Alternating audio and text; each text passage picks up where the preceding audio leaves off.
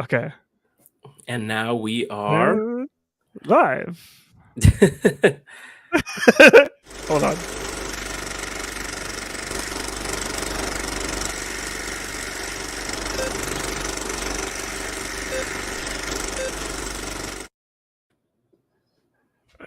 Hello, everyone, and welcome back to the Real Lovers podcast. We're somewhat consistent right now, and we just went live last week with Megan's World. Had a really great conversation talking about why we love movies and stuff like that. And we're still kind of striking a little bit in solidarity with the writers and the actors, Screen Actors Guild, just because we love movies and they make the stuff that uh, just watch every single day. Uh, we uh, we want them to be paid a decent like a decent wage for making the content that we uh, embrace every single day. And joining me on this journey on just our love of movies is Tyrone from the Circle Club. Tyrone, welcome to the Real Lovers podcast. Thank you for having me. Oh my gosh, I feel like we've been trying to plan this for weeks and weeks and weeks. It honestly feels like months at this point. I know. But Yeah. capitalism bit us really Oh hard. my gosh, it's bit me in the neck like Edward Cullen right now. I'm just, oh Right. boy, so tired, but so excited to be here and doing this with you. And yeah, like you said, like I mean, like all these actors and writers are looking for is a livable wage. Mhm. Like that's what we all want, and it's crazy the amount of money that like these studios have lost when it's like you could have just paid them that money. Exactly. Exactly. But I think that the thing that about the strikes going on right now that is a little bit uplifting because lately, like the studios and the writers and the actors haven't been talking at all, and Yeah. we're just kind of like sitting here as content creators, just like, well, when is this going to end? Is the movie business just going to like fold Pause. Yeah. and this podcast is just going to be a lovers podcast or something like that, or an anime podcast? It's like it started to get real grim, but like I Yeah. believe this last week they met. I think they met on Friday, Hmm. and they apparently the studios gave them a counter offer, and the unions are going over that counter offer, and then I hopefully we'll find out like very soon if the strike will end and stuff like that. But yeah, I feel like that's good news, but I sort of have some bad news, Oh Tyrone. boy, what's that? It's not really bad news, but it's like when I got home before we went live on the stream, I saw this SAG-AFTRA apparently is oh crap, that's the wrong tab. That's the wrong tab. SAG-AFTRA will no longer approve indie projects written under a WGA contract. I So oof. so I'm not sure if anyone knows, but A24, an independent studio, signed on to basically cover projects that from struck companies because Mhm. they agreed to the terms that WGA and the actors wanted. Now SAG-AFTRA is coming out and saying we don't want this because Yeah. it's a conflict of interest where it's like Mm. it muddles their message, I guess. But what do Yeah, you think about yeah. this? I mean, like, I get it. I mean, I'm a little disappointed, and I don't want to sound like I'm, you know, breaking the strike or crossing the picket line or anything. Like, I totally understand and respect that decision, Mm, and I think if they think that's the right decision, then it's the right decision. But I was definitely looking forward to maybe like this renaissance of independent films maybe rising up and like giving like more attention because you know I thought it would be a nice moment to learn like allow those independent studios like a moment to like all right, where's that next A24, mhm. where's that plan B or whoever else, and but like it's like I said, like I think if they think that this is the right move, then I'm totally for it, I think. But I wish that maybe they would have allowed it for maybe like a week or two, to really put some Yeah. pressure on the studios because I feel that to I mean, it was like 24, 48 hours, it felt like, um, to have this change. It just feels like the studios are kind of like, oh, yeah, you need us. And Yeah. so I think it sort of, it hurts, but I also get it. How do you feel about it? Um, I feel indifferent about it. Mm-hmm. Like I'm a huge supporter of like independent film, and I feel like Yeah. we we're both filmmakers too. So it's like Mm-hmm. it I feel like there's kind of like a line that they're drawing in the sand, because like from this article, uh like they approved 207 like projects like already, and Yeah. I feel like they kind of like just said like, okay, that's enough and stuff like that. Yeah. I guess that's fair. Yeah. Which that this is where I'm indifferent. It's like, when Yeah. does a movie become independent, and when does it go to like blockbuster or like a bigger type of movie and stuff like that? Mm. It's kind of blurs that line a little bit, which make I don't know. Yeah, no, I get what you mean. It's like it's like, okay, is there like a set number, or is there like, is it the size of the crew? Yeah, Like, is it just the traditional sort of major studios that you're talking about there? So yeah, I agree. I think it does blur the lines a little bit, and I find even just as a moviegoer sometimes kind of being like, is this, and even A24, like, A24 is definitely still an independent, but like, it's like at this point they've become so large that it's almost like they're medium sized, if that makes sense. they've crossed over pretty much, but Yeah. congratulations to A24. They crossed over without kind of like Yeah. piggybacking on like a Disney or Yeah. Hey, gosh. like a Oof. Warner Brothers and stuff like that. It's A24 Disney. That's my hell. y- yeah, that's my personal hell too. But yeah, I don't know. I think SAG is kind of doing a little bit the right thing, because they haven't really been on strike for like this long in like 60 years and stuff like Yeah. that. So it's like all this is new. All this is new to them. So it's Yeah. like even like 60 years ago we didn't have like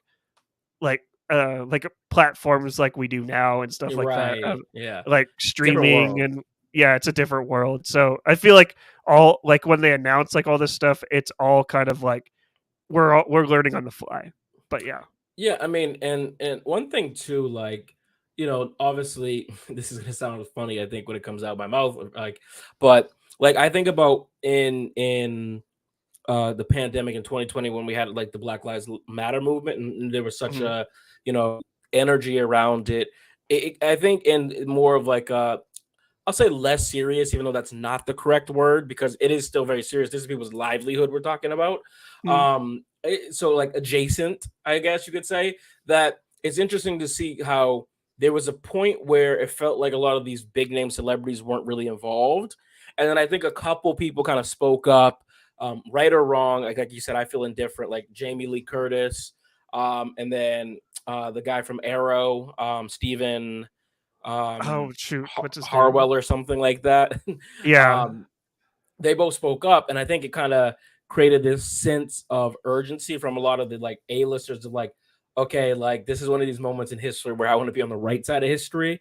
And then we Yeah. started to see this influx of donations and people on the picket line, and you see Bob Odenkirk there, and so I think that's really important, because to see those larger names kind of, I don't want to say legitimize it because it was legit, but like to some of these people who are a bit more ignorant about what's going on, it legitimizes it, because I think a lot of these people are thinking that the people on the picket line and out there, what they argue for, it's like, oh, they're all millionaires, and it's like, no, these aren't just millionaires who we're fighting for here. It's like Mhm. it's the people who make the films, the background actors, like the people who are working 8-hour shifts for $8 an hour, or 12-hour shifts, and not seeing anything from that. And we're in this weird time where, you have a company like Netflix will have, 4 or 5 of the biggest projects in the year, and then and not even Netflix. Like, let's just go back to the traditional studios. Like, for Abbott Elementary, Mr. Johnson sent a residual check, and it was like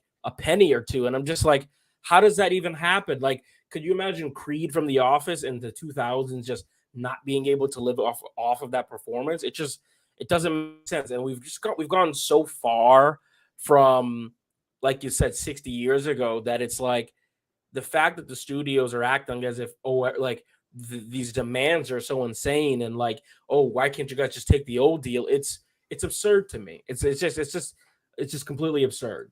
It's absurd to me as well. Like even like the whole Abbott Elementary thing that you just mentioned about him getting like a penny like residual check, which doesn't make sense because Abbott is also on network television. It's also Yeah. streamed on Hulu. But the thing that I started, I forget which podcast I was listening to, but I honestly think that the studios aren't really lying. Like when they say like, oh, what they're asking for is unreasonable, because Mm-hmm. I really think that streaming is not bringing in the money like Yeah. like what they want us to assume. I Yeah. Because every single Exactly. day my Hulu subscription is going up. Netflix is going up every single day. Yeah. HBO Max or Max is going up every single Yeah. day, and I think like when you see like those top tens on the streaming services and they say like Mm-hmm. this show streamed so many times, it's number one on Max, the one to watch Yeah. for HBO.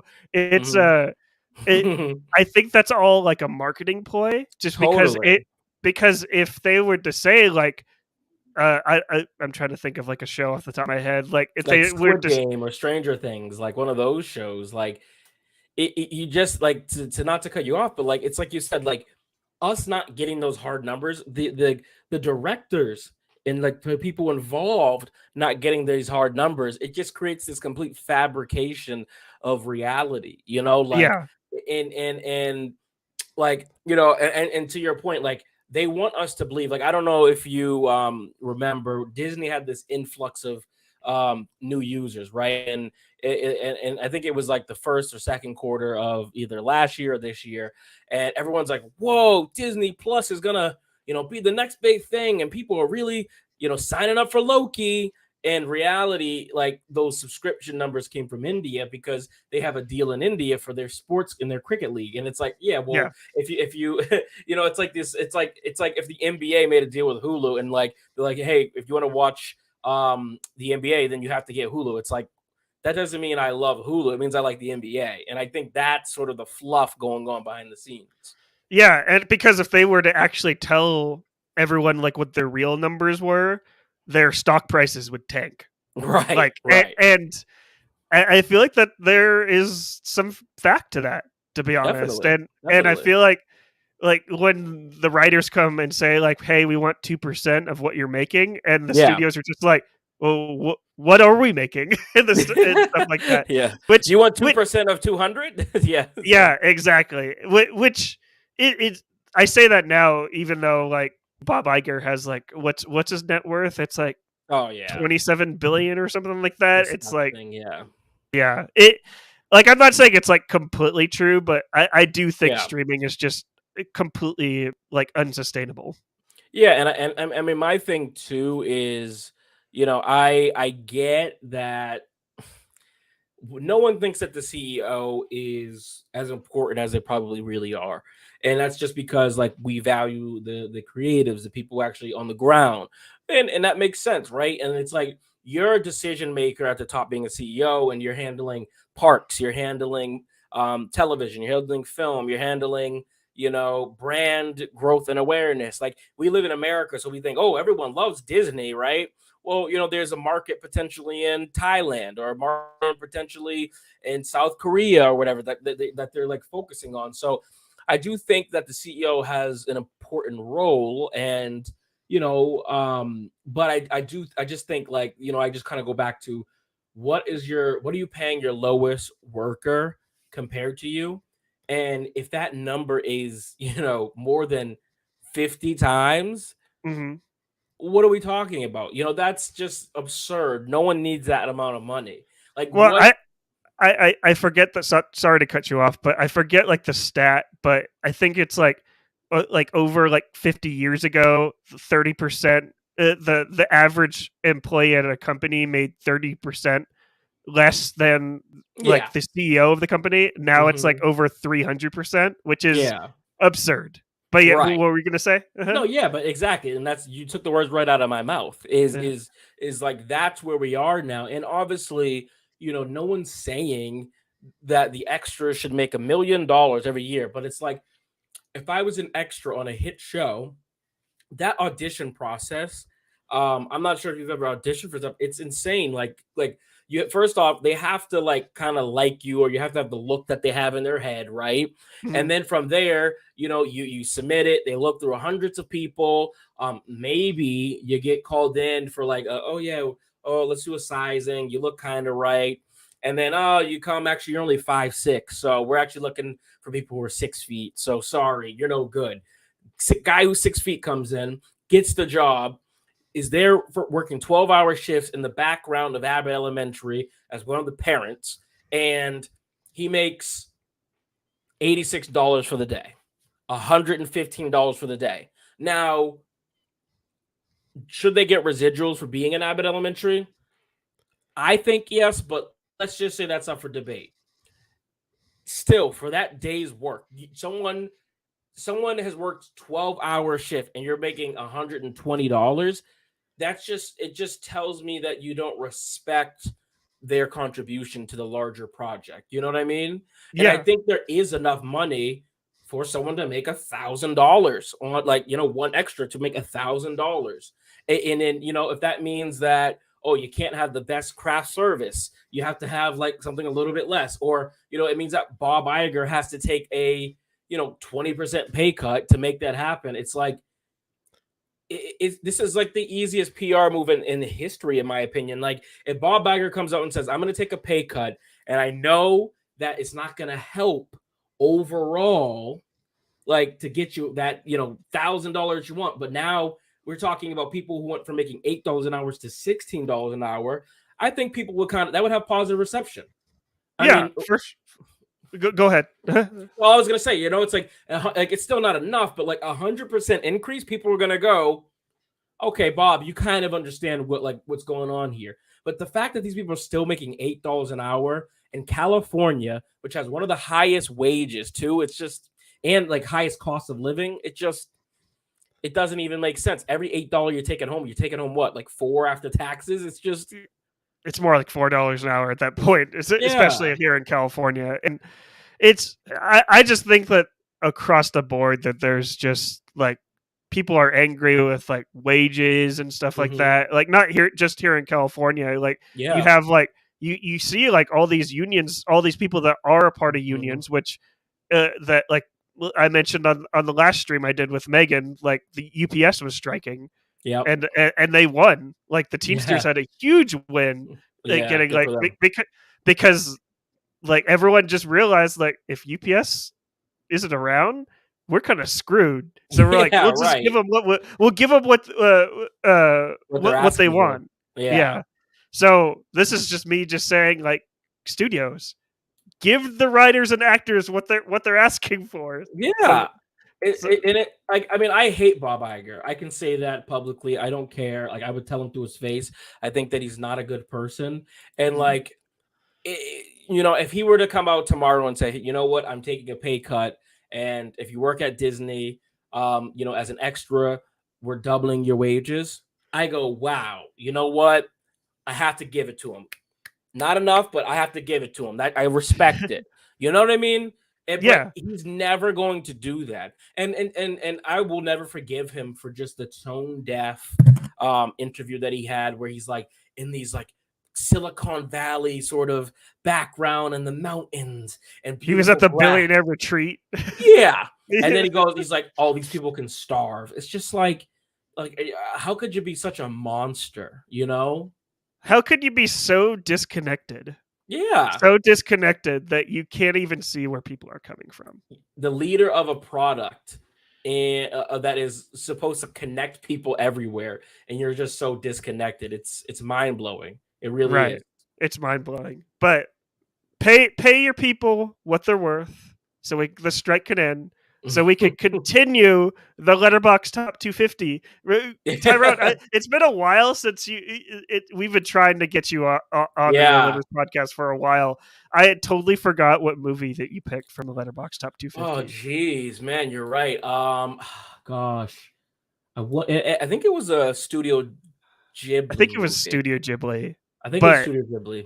yeah, I which I don't. Princess Monaco or Kai. I No, think I it's think it was the Princess. Sorry, I think it was like the Princess Kaya Go movie or something. yeah. I forget what it was called, We're looking but at yeah, uh, we'll the continue Tale that. of the Go Tale of ahead. Princess Kaguya. Kaguya. It's Yeah, on HBO Max or Max, whatever. Max, the one to watch for HBO. I Yeah. feel like that's the only way to like actually say like that the streaming service. Yeah. Yeah. But yeah, come back when the strike is over, and we can watch that one. Just because, Absolutely. yeah. But yeah, but since we're not talking about the Letterbox Top 250, I brought you on to just kind of like talk about like our love of movies, like Sure. why. I've got like a few questions like lined up for you, Yeah. uh just kind of like this is the reason we do what we do. We're on YouTube, we're Yeah. content creators, we love movies. Yeah. Yeah. uh Yeah. so what was that one movie that you absolutely fell in love with and made you it like a light bulb went off and be like, hey, I could be a filmmaker, I Yeah. love movies, I love this medium?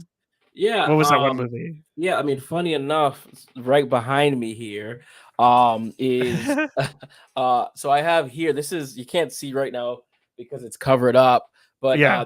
that's the Moonlight poster from Barry Jenkins, and I Mhm. got him to sign it, which is awesome, and that's like my prized possession because that movie when it came out to me, and I guess I could do this in phases. When I was a child, it was Toy Story and Who Framed Roger Rabbit.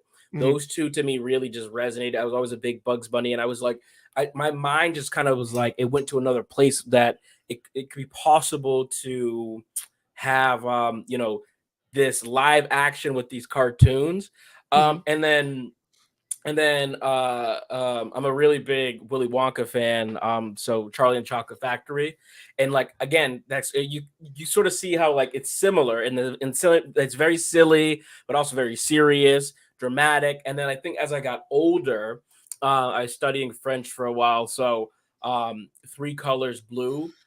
It was such a I don't know if you've ever seen that, but That's in my it watch list. oh I've been meaning to watch it. So it's so good, so depressing. I was very emo type kid, very like, like gothic kind of emotional type of kid. And it was just such a powerful story to me about this woman going through tragedy and like but the way that that they shoot this film is so different than a lot of American films because there's just such an attention to detail. Like every shot and frame really matters, and like the color choice, and like the sparkles and how like the music, and it just did something to me. And I remember being in French class watching this, and I was like, I went home immediately and watched it again because I was like, whoa! It's one of those movies where it's like you can see things happening before once you watch it multiple times, and like you mentioned earlier about indies, like it's just like it's very small budget and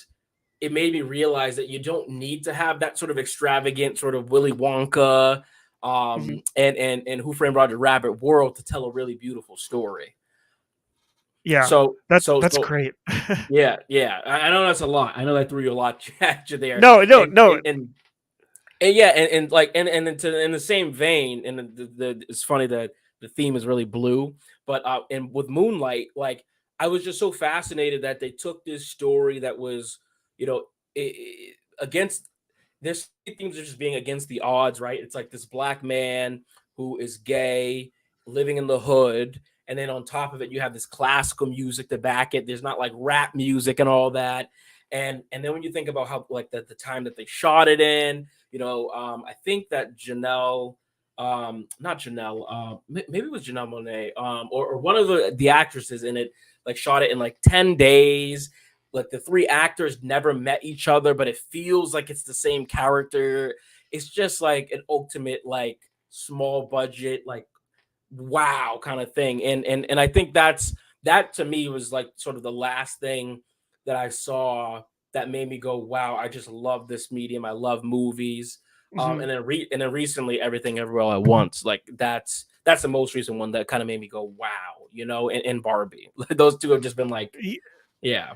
Yeah, I just love everything that you just said there. That this is why I love movies too. Mm-hmm. That like you could mention a movie and you can list several things, even though you've seen the movie like Mm-hmm. 10 years ago, and be like, Yeah. well, I just rewatched it, and this is I get so many things, so many more things from it. It's just like and then, like what you said, everything ever all at once. I love that. Like when those credits rolled, when I watched it like the first Mhm. time, I watched it 8 times after that. But Yeah. but Yeah. Yeah. but the, Yeah. the first time I watched it, I turned to the person next to me that I Hmm. saw the movie with, and I just said, "Movies."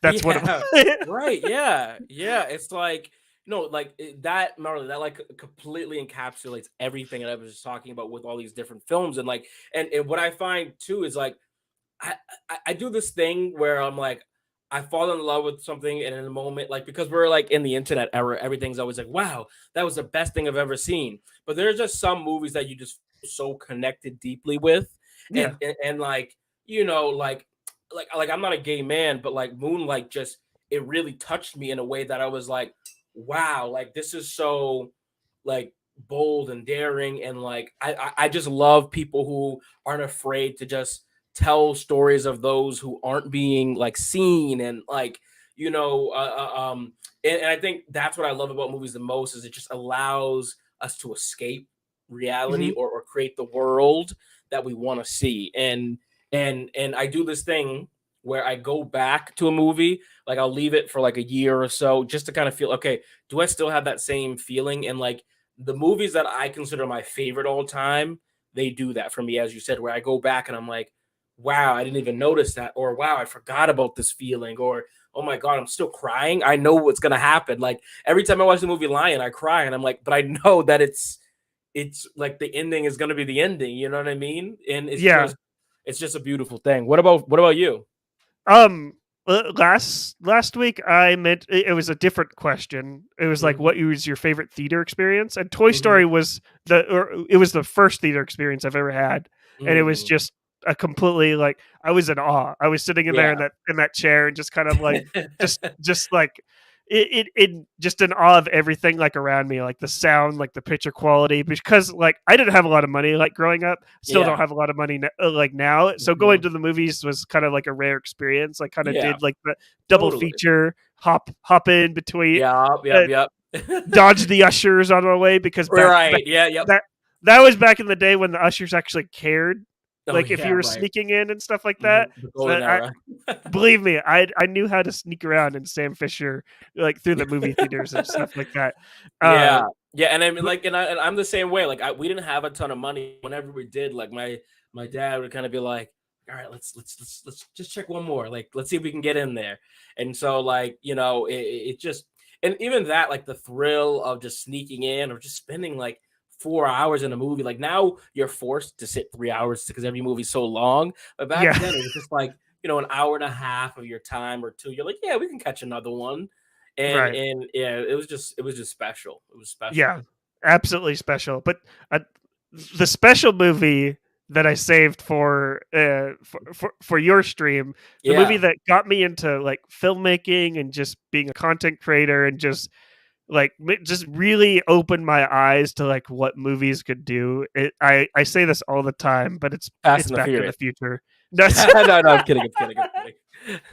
no, Fast, that just Fast and the traumatized Furious me. showed That just traumatized me. Fast and the Furious showed us what cinema could be.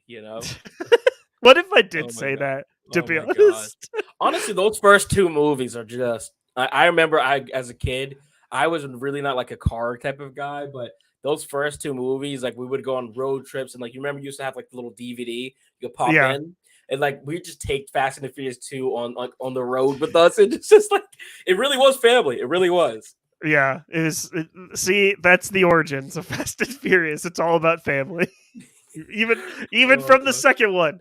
But Oh my but god. Yeah. truly and honestly, Back to the Future. I remember sitting on the couch with my brother as we Hmm. pop in VHS. It was Yeah. the first time I ever saw Back to the Future was on VHS. Wow. We rented it from a local video store, and I was sitting on the couch with my brother and seeing that DeLorean back out of like the of like that trailer, and Hmm. I was just like in awe of everything, and just I love I love the trilogy. I think that first one is a downright masterpiece. Hmm. I think 2 and 3 they're okay.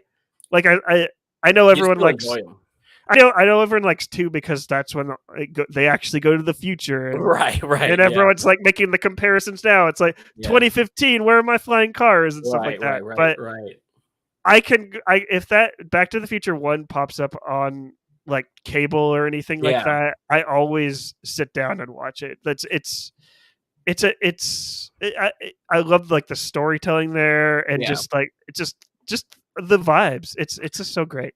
Definitely, yeah. That's one of those movies. Like, I don't know if you ever have this, where that's one of those movies for me that I'm like, man, I really wish I saw it like when I was like a kid and growing up, because Mhm. I saw it as an adult, and like, not that it wasn't, still great, but there's a different sort of magic when you're watching something when you're younger for the Yeah. first time, and I saw it older, and I was like, oh yeah, this is really good, and I like it, but I didn't really have that same sort of out of body experience I hear so many people have. And my girlfriend has never seen Back to the Future, which I think is crazy.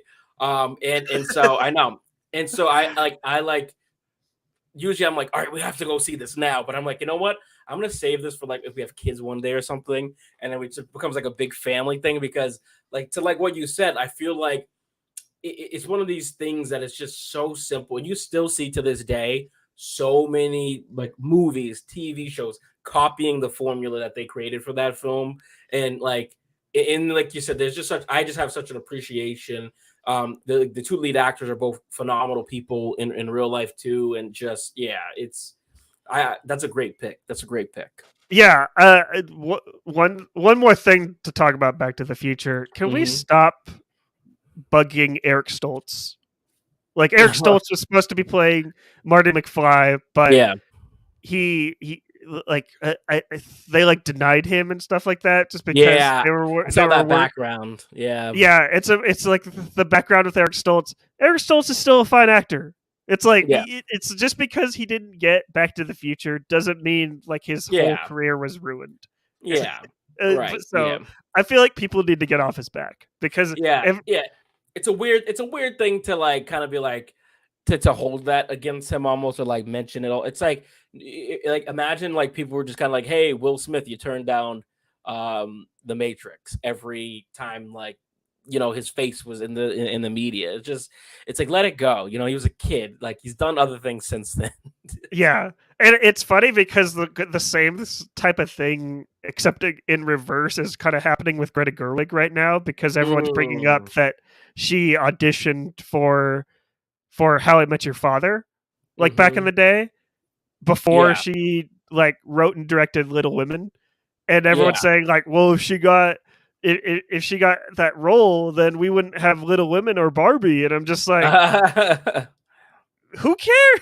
It's like maybe she Yeah. wanted to go for that role and stuff like that. Yeah, yeah, exactly. And like it's just like it's such a I don't know, it's just such an uninteresting conversation to have anyways. Just like what if like okay, what if anything? I don't know. Like it's just yeah.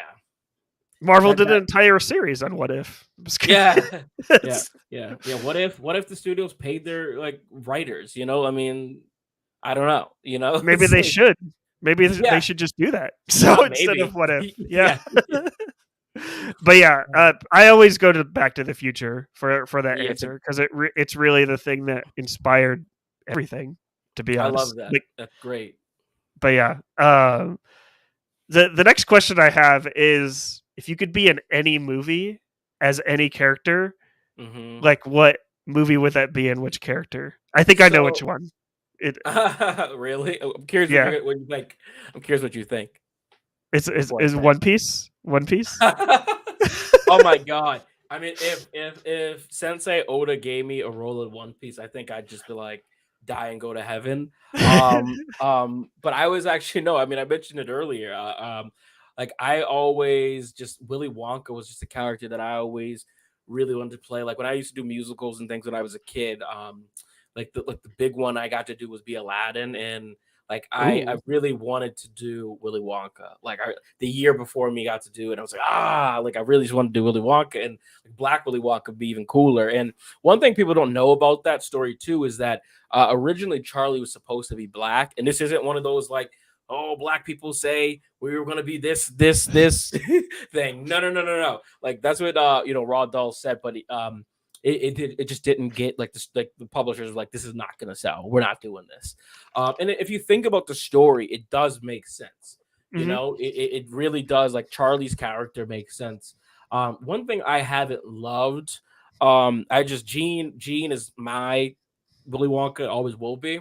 But one thing I haven't really loved going forward, now we got this Johnny Depp version and this Timothy Chalamet. It's like, why is the focus on Willy Wonka so much? And it's called Charlie and the Chocolate Factory. Like, why are we not focusing on this poor kid and like his background and his family? And yeah, that's always sort of like been an odd thing to me that like I don't know, Willy Wonka's a fascinating character, but Charlie's story, so Right.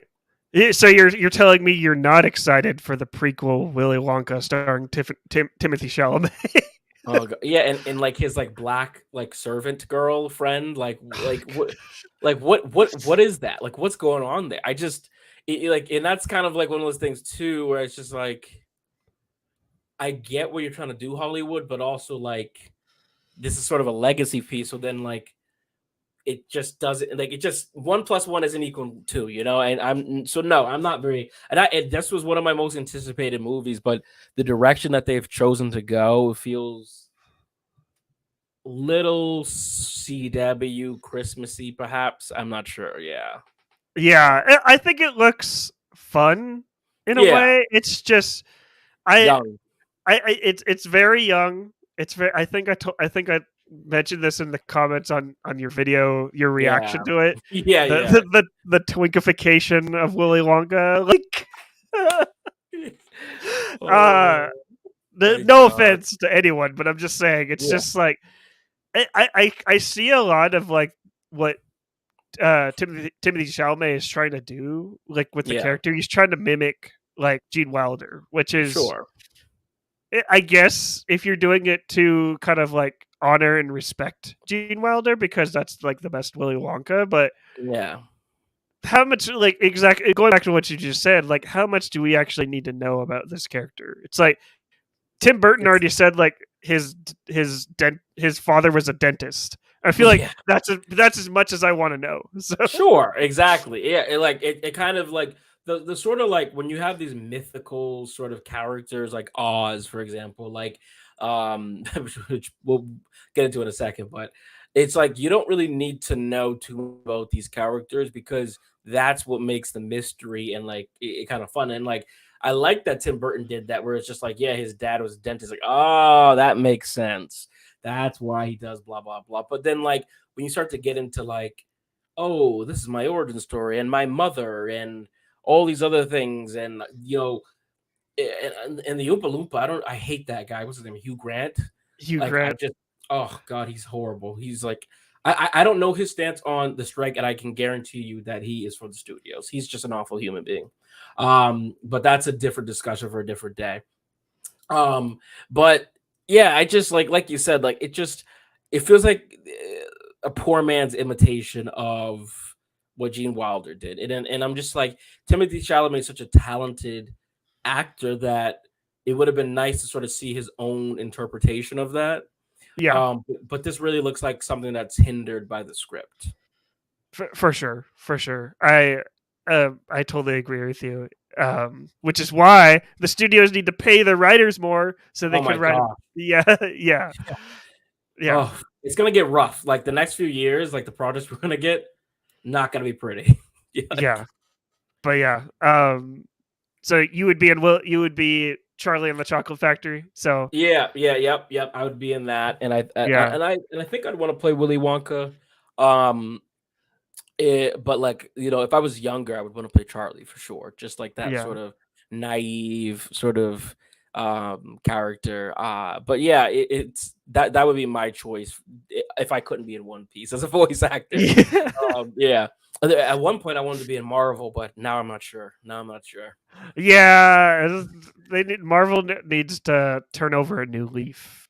Yeah, To say it in the the nicest writer. way possible. Yeah. I think they definitely need the writers to get paid. That's what I would say. And the visual effects people to get paid as well. Oh Which, yeah, good which, for them to starting their union. Yeah, yeah, potentially. Yeah, I think they vote for it. Did they already vote for it for a union or? it'll definitely go through. I mean, Yeah, they're one of the like hardest working and underpaid people in the country, not just in like not in this industry. And it's insane because like to your question earlier, what's something that's moved you? Spider-Verse was one of those for me that like I was like, wow, I haven't seen something in like everything everywhere at once, and then like this came like so quickly after. I'm like, my brain can't even process like what I just saw there. It was a right. masterpiece from an animation standpoint, and to think that how like overworked those visual effect and like artists were, like it's probably just disgusting. Yeah. Like the working conditions could not have been pretty there. So I'm glad that they are going to unionize potentially there. Yeah, and going back to Spider-Verse, it kind of has me worried about Beyond the Spider-Verse too, because Mhm. I just heard today that it's got an indefinite release date. Which Mm, what does the audience do at this point? Because yeah, we Across the Spider-Verse ended like with a huge cliffhanger, sure. huge cliffhanger. Does Sony, like, when the strike is over and they actually have a release date, do they just play both of them back to back? Release them, release Across the Spider-Verse again, Yeah. and then go right into Beyond the Spider-Verse. It just like it. I don't know. I don't know how I would feel watching a sequel to Across the Spider-Verse like 10 years later. Yeah, right. Yeah, yeah. Yeah. I think But what I do you think think about that? I think that they little cynical here. I think that the project is definitely still going on behind the scenes, and I think that they Mhm. probably are using overseas workers. I actually heard some stuff about how they were using some Canadian visual effects artists because there's different rules with their union. Yeah. And I think that it's going to be the American sort of workers who are suffering, which is tale as old as time in America. We don't care for our own people, our own workers, and then We ship it overseas. correct, yeah. So, I really but hope that's not happening, but I think you're probably right on that one, to be it's honest. sad. It's sad. Now, what movie would you want to be in? And which character? Is it obvious? Oh my god! I have to No, hear you say it. I have to hear you say as a joke, I've always wanted to be like an extra in Fast and Furious, like the Oh, old ones, not like the new ones where it's yeah, basically like an anime movie at that point. yeah, it really Like is. the first, the Fast and the Furious, Yeah. like at the start of the races. I've Mhm. always wanted to be an extra of like cheering on like the street racers and stuff like that. Because Flag to be row. honest, yeah, that Oh my god, you in like those like Daisy Duke shorts, just like hilarious. Oh my god. no, like, because it just seems like fun. To be Yeah. honest, it just Yeah. seems like fun. Hold on, I'm just not focused. There you go. Uh, um, but it just seems like fun to be being on Mhm. like one of those sets, just kind of like just everyone kind of like vibing and just like Yeah. having like a good time. But yeah, I feel like that's my answer. I know it's kind of like predictable if you follow me on social media, but It's a great answer. yeah. And I guess like I know I said like the earlier movies, but even like the newer movies, I would kind of want to be in because it's just like I just have It's to be fun. there on set and be like, Yeah. what the hell is going on? Yeah, right. These Like movies. how do we like go from script to this? Like I would definitely want to be there for that too. Yeah. Yeah, I want to be in the writers' room when Vin Diesel just storms in and just says, we're not doing this. Oh, Yeah, yeah, just yeah. like goes How dare completely you kill my aggro. character and add stakes to this movie? How dare you? Right. And Justin Uh, Lin's just like, whatever, and he just leaves. yeah. This isn't worth it. This isn't worth my mental health at this point. Jeez Louise. But yeah, yeah, but other than that, I'm not really much of an actor, so it's like Mm, it's kind of hard for me to pick like a starring like performance, just because I don't hmm. want to have to remember lines or anything like that. It's Yeah. just I just want to be an extra. Just put me in anything, and Yeah. and I just want to be like I just want to just say that I was there. To be honest, I'm more Yeah. behind the scenes. Yeah, it's a very fun thing to do, and I remember like or I don't really remember which it was, but like one of my earlier like extra things I did was some for some television show. Um, I think it was Designated Survivor, American Survivor, something like that, and we were outside in the freezing cold, and we was like pretending to be in New York. It was in Boston, and it was like the dead of winter, but it was supposed to be like kind of spring and we're freezing. And I remember just kind of like making friends on the set and like everyone being super nice and then like getting that like craft service dinner. It's like meatballs and spaghetti. It was actually like not bad, but like I don't know, like it's just it feels very like community based. It kind of feels like you're putting on a play or something. And I definitely me personally feel that like at least in Massachusetts, I'm not sure how California is. We don't have nearly the amount of community, like sort of events and things like that.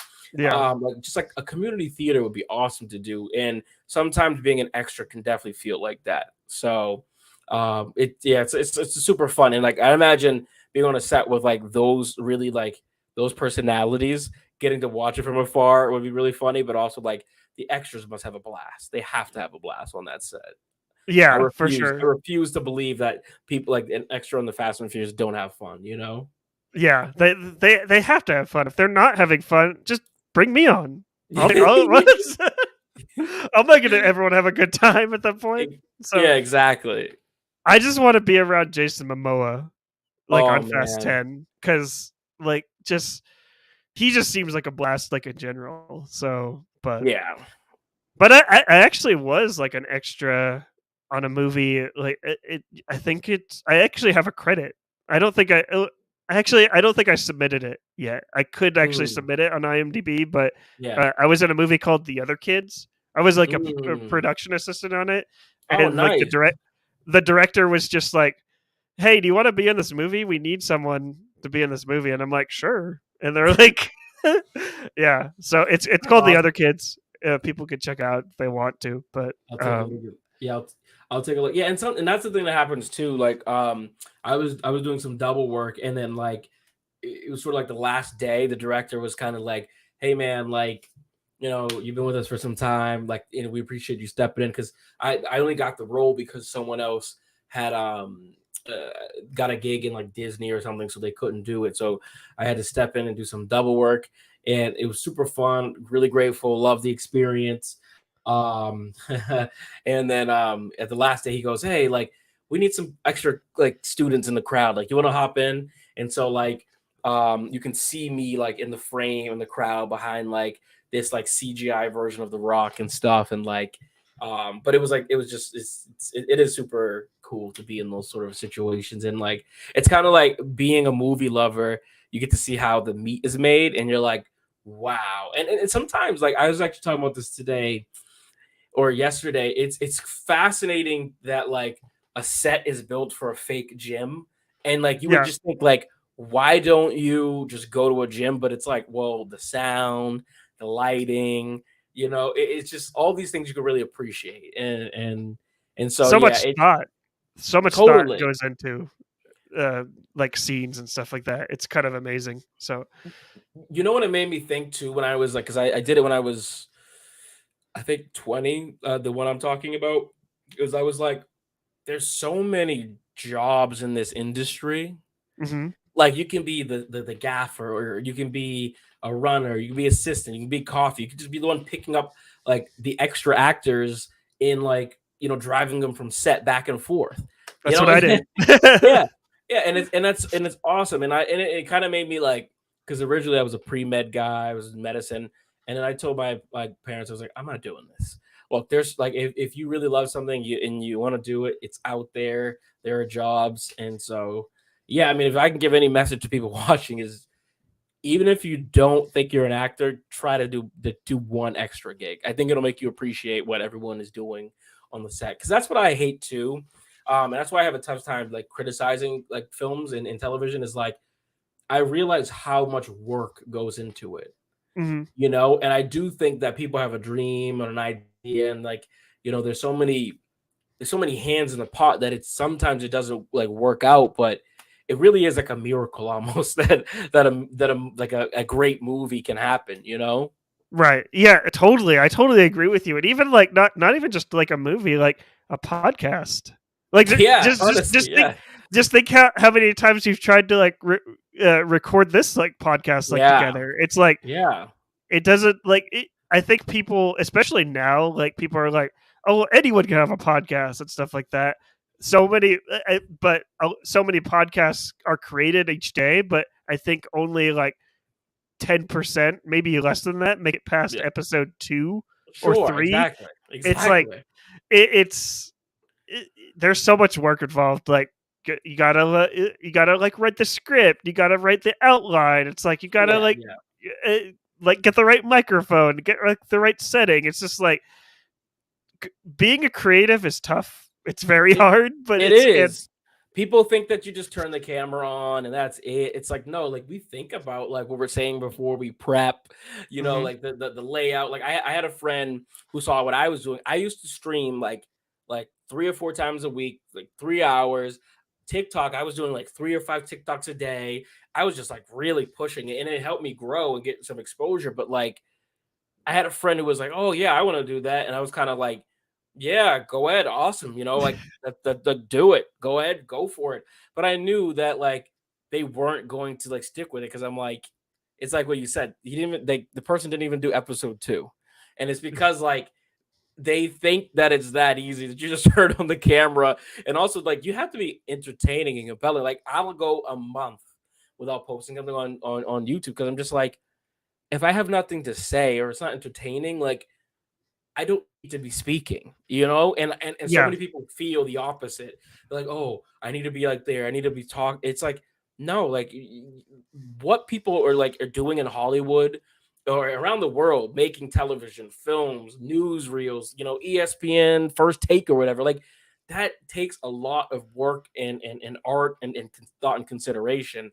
And that is again why we say the writers are so important and need to be paid. The actors are so important and need to be paid, because without them, you don't get to have this magic. You don't mhm. get to have this escape from, the suffering that is capitalism, right? And so yeah, that's my spiel, I guess. We don't get tremendous anime shows like One Piece. Yeah. Yes. I like the segue. Which is a awesome segue into I guess an ongoing series here on this podcast. Yeah. Uh, Yeah. and the reason why I had you on here, Tyrone, because I think you're the number one fan of One Piece because you've been trying No. to get me No. into you've been trying to get me into the show for since Ah. we've met, pretty much. I I think. have, yeah, yeah.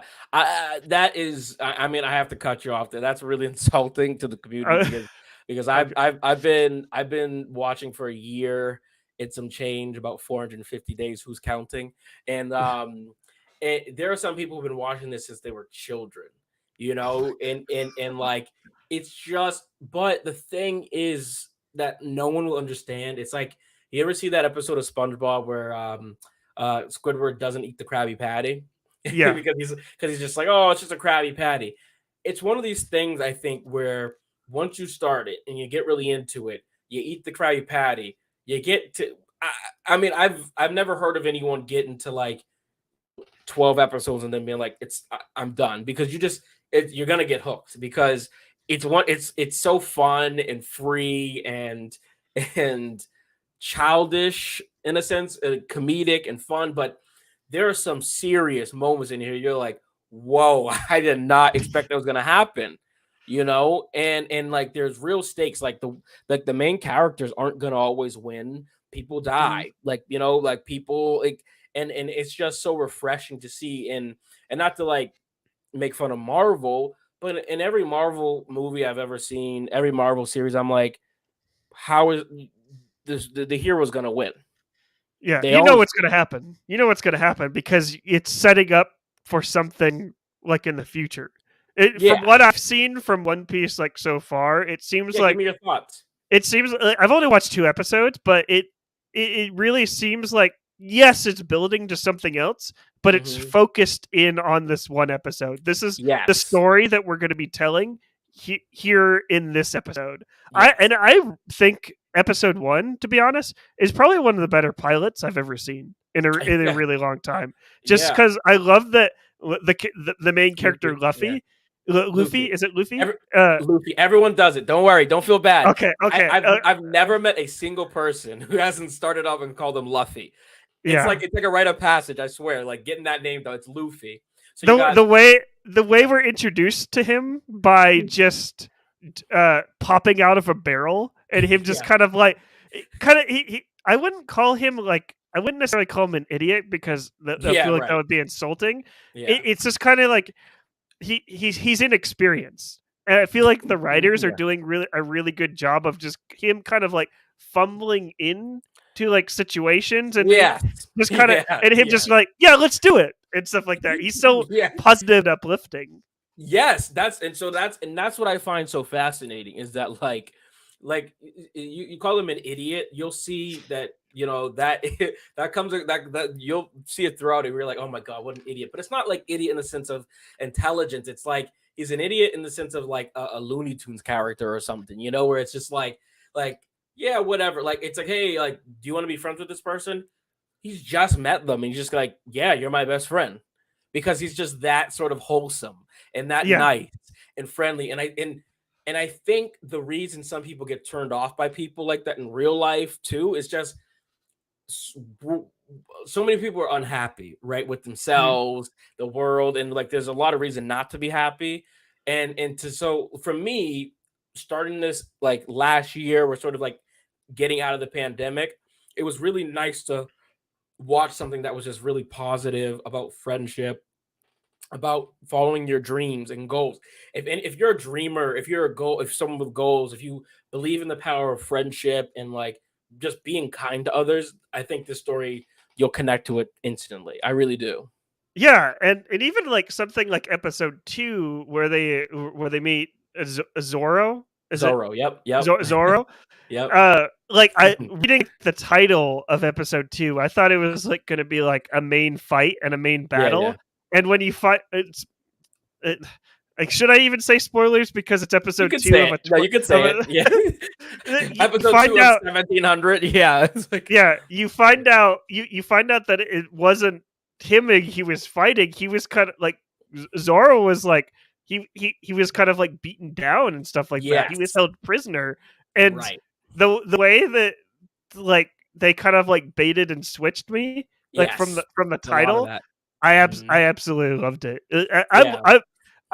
I really wanted to watch more. It's just like life like Yeah. Of happened, but course. it's just Of like course. I could totally like you said, like if you're not hooked by episode 12, like what's wrong with you? I'm already Yeah. hooked at episode 2. Like this So was is I. yeah, Yeah. it's And really great. yeah, and I think like what you mentioned there is fascinating. Like if this is something that they do a lot, it'll say like Luffy takes down so and so, and you're like, wow, like did they give away it in the in the title? And you never know. You never know if like that title is what it means, if it's a double entendre, if it's like a misdirect or whatever. Sometimes it does happen where you're like, oh wow, they did tell us. But that I would say in the entire series, I think there's 1,071 episodes. The entire series maybe like 5 times that happens.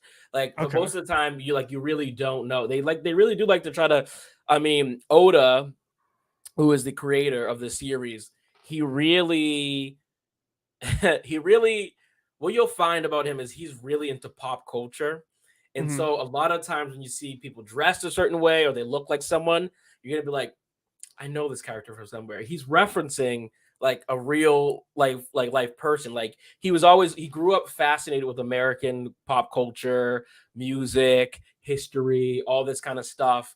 Um, and what you'll find about this show, I'm gonna give you a little hint without giving you anything, Okay. is how political it is, how progressive the show is, how like ahead of its time the show was. There's like some characters in ideology, and I think that's why Luffy is such a perfect character, is because he's someone who would judge no one. Mhm. It is like it's so powerful. And I just imagine being someone in like a marginalized group or a minority or something, just watching this growing up. You must have felt really like wow, like I'm seen, like and like I can relate to these characters. Um, but yeah, I do agree with you. The very first episode, you see the kid Kobe. He wants to be a marine, and I think Luffy's like, "Hey, I want to be a pirate." And like they're on opposite like sort of spectrums. But Kobe is so analytical yes, compared to Luffy, and exactly.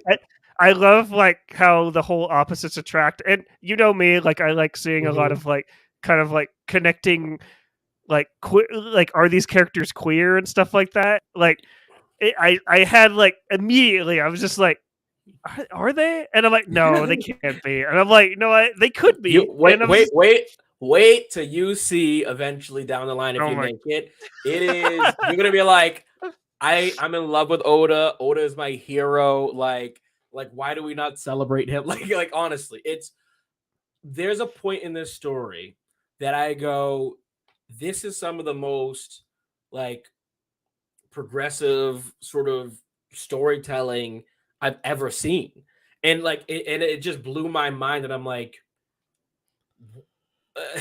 again, not to make fun of Marvel, but I'm just like, why would Marvel not do something like this? Like, mhm, I don't know. I just go through and I'm like, man, if I was like, someone in the LGBTQ community, plus community, I would like feel like, wow, I feel kind of seen here. Or like, mhm, if I was someone from South America, I would feel very seen there as well. And even though the characters, if you listen to it in like the original voice, it's Japanese, they're clearly trying to like show that they're from different parts of the world, which mhm. is also pretty cool.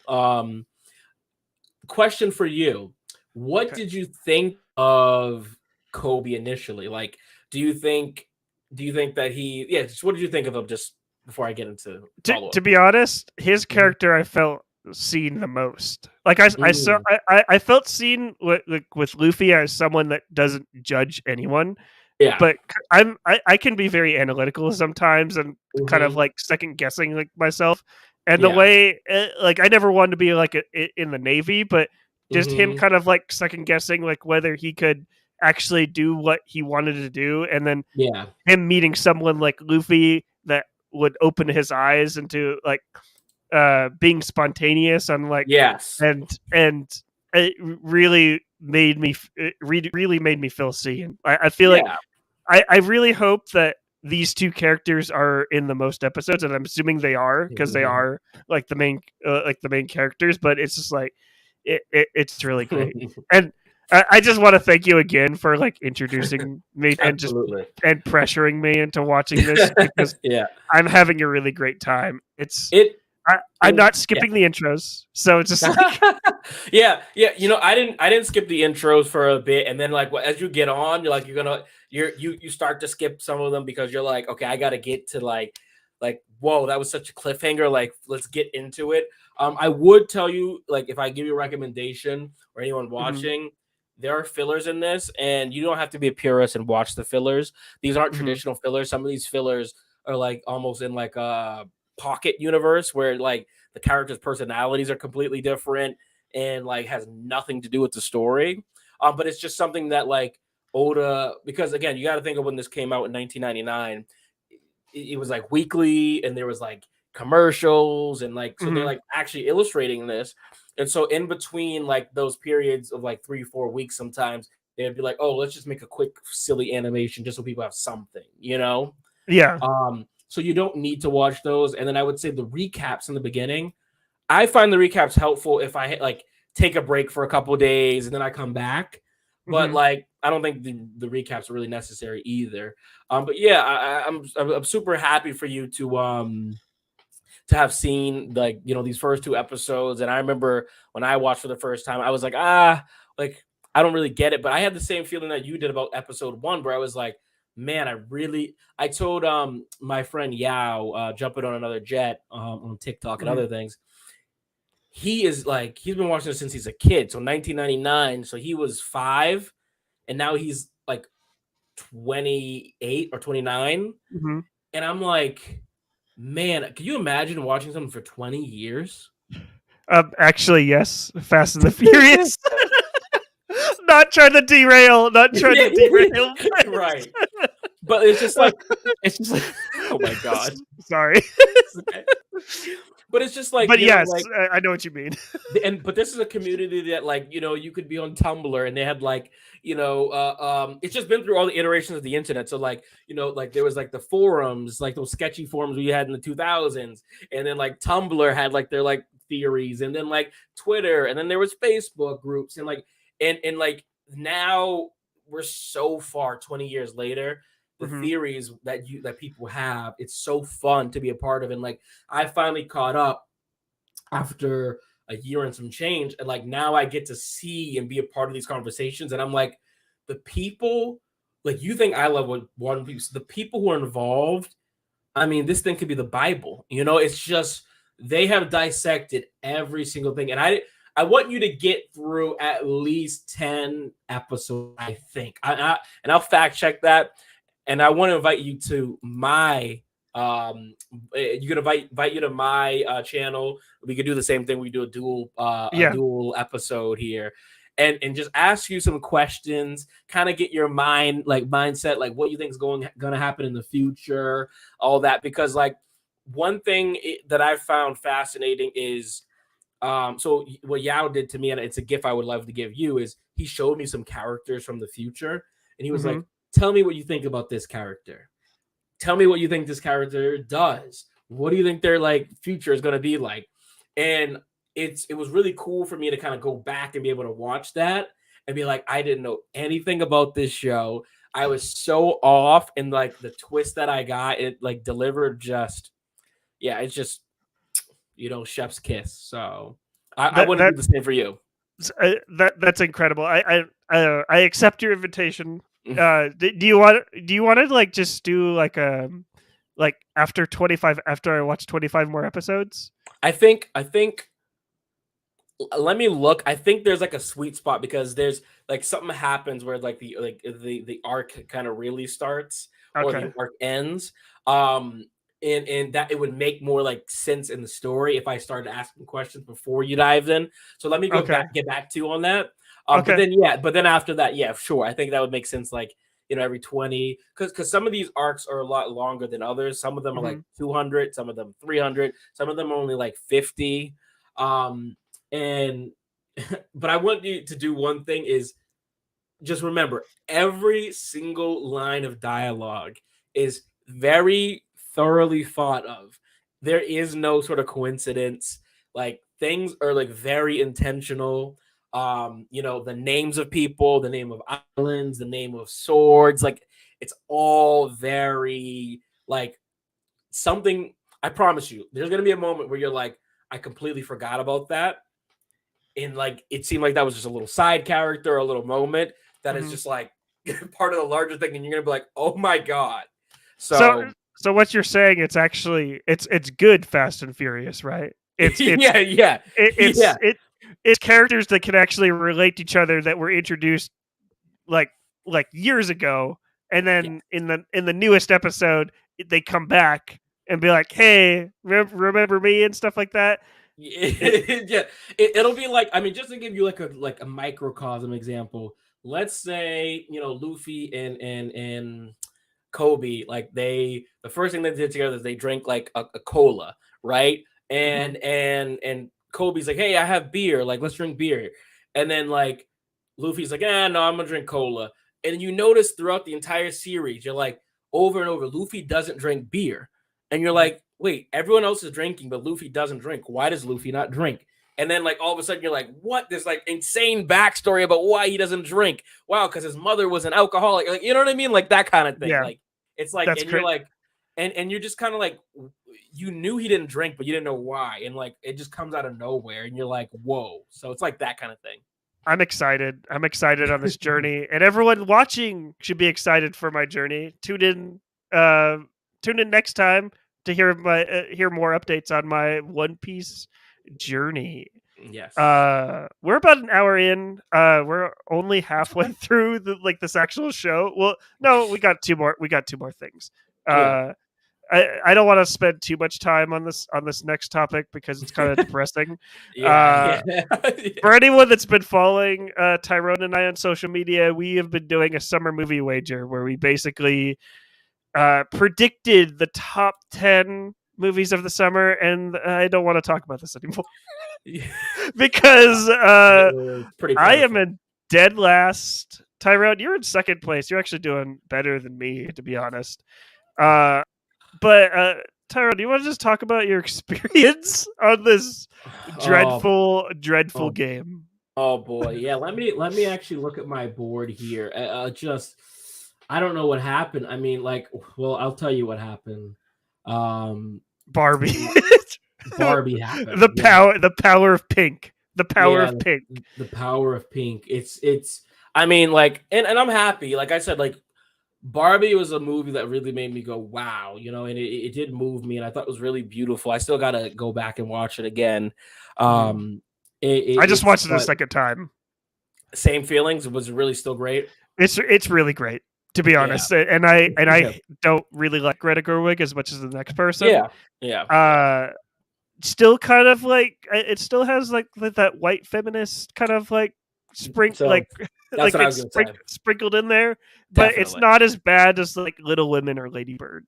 So Sure. Yeah. And yeah. and I like Lady Bird. I really do. But I actually watched a really good content creator, and I gotta get their name. Because it would just be like not it'd be a crime not to like share. Um but yeah, there's a look up the plastic feminism of Barbie if you get the chance by Mhm. Verily Bitchy is their name, and like it's just a really great analysis of like yes, this is really powerful, important. It is new age, modern sort of fem, but like there's definitely that sort of like you said that white liberal white woman feminism in there. Mhm. And that's just, in my opinion, like that just goes back to capitalism. Like Mattel is not gonna let you tell that true story. I mean, Barbie in general is one of these characters that is like, they think, let me make a disabled Barbie, and like that's what people want. But then they don't Mhm. actually go and like put their money where their mouth is, you Mhm. know. And so, but yeah, we don't we could get into that all day. But point being is, it was really awesome. I really did like it. I think Spider-Man Across the Spider-Verse. I thought that was gonna be number one. I think the Yeah. problem with that was the length. The length on that is long, and it's kind of a hard rewatch to kind of go back to. I think I definitely loved it, and it was fantastic, but it just kind of came at a very awkward time, I think. And I And had yes, uh, go ahead. I think I watched it 3 times to be honest because I just Hmm. think the whole film is like absolutely beautiful. But I think most Perfect. Yeah. audiences didn't want to rewatch it just because Yeah. it did leave on a cliffhanger, like Yeah. for most people. And I think that when movies do that, it's kind of like, well, I'll just wait for the next one. I don't really need to watch this Yeah. again. And I blame Marvel for that, because I think the way Marvel has done these cliffhangers is it's not right, because you want to tell a full story, Hmm. and then you give a little bit of a cliffhanger in the post credit, or like at the very final scene or something, right? Yeah, But there should still, and I think Spider Verse, it never was intended to be it's a standalone. It was always going to be part one, and then they made that sort of market decision. You remember it used to say part one for a long time, yeah, and and so then it yeah, and so then it they was always changed it. supposed to. It was supposed to be a part one. But I think the thing that really crushed me is Mission Impossible. I put that second. Yeah, I put it second as well, and I feel like we're both kind of like destroyed at that, just because I, I don't know. I should have looked at the numbers for the Mission Yes. Impossible movies Yeah. because they haven't really cracked like 100 million. To be Yeah. honest, like they've kind of they've kind of hovered around there, but nothing really soared past 150 to 200 million, which is Yeah. surprising because it seems like people love Mission Impossible. Am I Yeah, I wrong? think no, yeah, I think, I blame my inner sexism for this one because no, seriously, because I think that I thought Barbie was going to be. I was like, yeah, it's gonna be okay. It's Greta Gerwig. It'll probably be like we said, very white liberal woman kind of thing. I didn't Hmm. think that it would be as powerful as it was. And then I also just kind of wasn't sold. Like I didn't watch the trailer, which is Hmm. another mistake. So I kind of saw these stills and I was like, this looks like an SNL sort of sketch or something. Like I don't get how it could go on for like hours. Hmm. And they just blew our. I think we went into it, a lot of us, not with low expectations, but like we just didn't really have any sort of expectation of what was going to Hmm. happen. And then when you do that and something just whoa, like it wows you, I think like that is more special than like going into Across the Spider Verse. You expect that to be awesome, Right. so like you're gonna critique it like way more than you would Barbie. Um, and then, And but I think well, no, go ahead. Go ahead. I was just gonna say, but I think the issue with Mission Impossible was the timing of it. This should have came out like 3 or 4 weeks before it did, and I still don't know why they didn't do that. And I was really banking on because last summer Tom Cruise had such a hit with Hmm. Top Gun 2 that I was thinking the sort of same thing would happen. But I think this is really a big marketing fail. Yeah, for sure. It seems like Tom Cruise would know not to kind of like sandwich himself like right in between Oppenheimer and Barbie, or Yeah, not sandwich, but basically release in such a close yeah, proximity proximity. to, Yeah, because he knows that Nolan is going to want those premium screens, and definitely. he He's gonna get them basically locked in those premium screens for like the next couple months. I think right. Gran Turismo is going to take him over here pretty soon, and Yeah, then after that, he's got him again. So it's like right. Yeah, Nolan gets what he wants, and yeah. Tom Cruise should have known that. So Yeah, I mean, when like Warner Brothers is throwing like a bonus for him for Tenet in like, and I love Tenet, I really do, but like, I think that's a movie that people will appreciate, 5, 10 years from now. But it didn't have the reception of a lot of his others because it came out mhm. in the pandemic, and they still gave him like a 15 million bonus or something. And Yeah, so it's like, yeah, clearly, like Nolan is someone who draws audiences, brings people in. I'm still very, I don't know about Oppenheimer, man. I still like hot take here. I know all the dude bros are saying it's like the greatest thing ever, but I don't know. It just was missing something from me. It really was. I need to see it again, but let me tell you, I've listened to that soundtrack, the score, Hmm. every day on repeat. Like Ludwig Göransson, Yeah, yeah. a round Did of Black applause. Panther. Yeah, Round of applause. He's been doing everything. He did Black yeah. Panther. I think he's Creed, I think. done the Mandalorian. Yeah, He's doing everything at this point. yeah, Like he did not have to go that hard for Oppenheimer, and he totally yeah, did. So, yeah, but yeah, yeah. It was a banger for sure. yeah, but yeah, the summer movie wager. It was fun. I wish I could. Wish I would have won, but We got Blue Beetle. We still got Blue yeah, Beetle to save us. Tyrone. Tyrone, let's be serious. Oh I man. wanted to succeed. I wanted to Yeah, succeed really bad, but I think that movie is gonna flop just because it's post it's post gun or whatever, or pre yeah, gun. yeah. So And then I don't also know. the Flash was just dangerous for me to put it there. And that was my gamble. I said if I put Flash there and it does well, then you know what? I may have a story to tell my kids one day. but Yeah, like, but I knew, yeah, it just I'm really glad it bombed. To be honest, yeah. that the Flash bombed, just because it's just the people involved, and it's just. Uh, I do think it's just super funny that the Flash bombs and the Warner Brothers was hyping it up as like the best superhero movie ever, but they canceled Batgirl, and I'm just like, we could talk about that for hours, I but know. but Hey, yeah, I don't know if you're gonna show yours or not, but have you looked at the I don't want global? to. I don't want to. Have you looked at the global leaders Oh yeah, at the top? So I'm 631. So I was curious what you were. shoot, let me just I don't know if it's at the go. top I have to click on over. boards. Oh, I could okay. edit this part out of the podcast, but I am 2,307. Okay. And what's the number one look like? Let's take a look at that. Yeah, Um, I'm just curious. shoot. Oh, Oh, does it not show? That's okay. That's okay. it might not. It might not show. Hold on. Let me just Because I share was like, theirs. Here we go. okay. Okay, so they have Barbie at number one. They Wow. were risky at that. My goodness. They nailed pretty much everything at this point. Wow.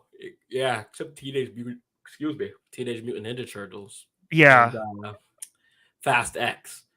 Yeah. Fast X. Fast X. Yeah. They're big. They're big. They're a big fan. So that makes sense. Huge. They're a huge fan. Yeah. But yeah, Tyrone, thanks for playing with me. We should do this Absolutely. again next year. But yeah, I know it's getting late, but I do have one more game. Let's do it. Let's do it. Yeah. No worries. In honor of the writers and they're being on strike. Oh, boy. Tyrone, are you a fan of tier lists? You've done that? What? Tier lists? Tier list. Yes. So I found this tier list. It's a movie cliches. Okay, I love it. So we're ranking movie cliches to end this podcast. I love this. In honor of the writers out there, we love you. Although some of your cliches and tropes can wear on me a little bit. Everyone, if anyone isn't watching on YouTube, there's an S rank, S through D rank. We're just gonna rank our favorite and least favorite tropes in movies. Love it. Okay. Can you see it on the screen or? Yeah, I can kind of see it. So okay, I'll just read them out. I'll read them out. So the first one is the humble, down to earth hero. Like, I mean, I do like a humble, down to earth character, but I think it really depends because it can get really bad. It can get bad quick. Yeah, if they're like, I'm trying to think of like a humble, down to earth character that I like. I don't know. I mean, who do you? Well, no, Luffy. Yeah, sure. Yeah, Luffy's a humble, down to earth character. Well, I mean, I think he says. Well, you know more about him. Well, in the very first episode, I think he says he wants to be the king of the pirates, right? Yeah, true. So that's not so humble. Yeah, not so humble, but yeah, but I get what you mean. Yeah. Honestly, I would say Kobe's a humble, down to earth. Oh yeah, okay, right? Yeah, that's fair. That's fair. And I love him. So yeah, I love him. So I would say like a B. Yeah, I feel like that's like right in the middle of the pack. Because I feel like when it gets ugly, it's kind of like Tom Holland's like Peter Parker. Like he's supposed to be humble, down to earth, but it's kind of like I've never met anyone who has ever been like this. And yes, I think that happens a lot. Yeah, definitely. So next we have withholding vital information. When the writers withhold vital information that we obviously know what's happening, but they're just holding it for us. So if it's obvious, then no, I don't like that. If it's not, I was gonna say that's like my bread and butter. I love that. I love it. When like it's like you're keeping us in the dark here. I love that. But like if it's obvious and they're doing that, right, yeah. So it doesn't say whether it's obvious or not. So I like that too. I like being in the dark and kind of like letting the writer tell the story for me. Hmm. Um, I think this is going to be an A, our first A. Yeah, I mean, yeah, for me, if we're talking just like being in the dark, personally, I put it all the way to S because I love it that much. But A, Okay. it's definitely A. Put it on A Okay. for sure. I don't want to do S just yet, just Okay. because I want to Well, save that for something good. oh, Uh, yeah, something you're like, wow, okay. Um. broke. Okay. Broke, but has a really nice house is our next one. Oh So God, this is the uh, Dan Humphrey from Gossip Girl. or friends. How are all four of those friends renting an apartment in New York? Yeah, Like they're like they work at restaurants and stuff like yeah, that. yeah. How are It's they affording that rental price in that's New a York C. City? That's a C or D for me. Like I I would like. What are you thinking?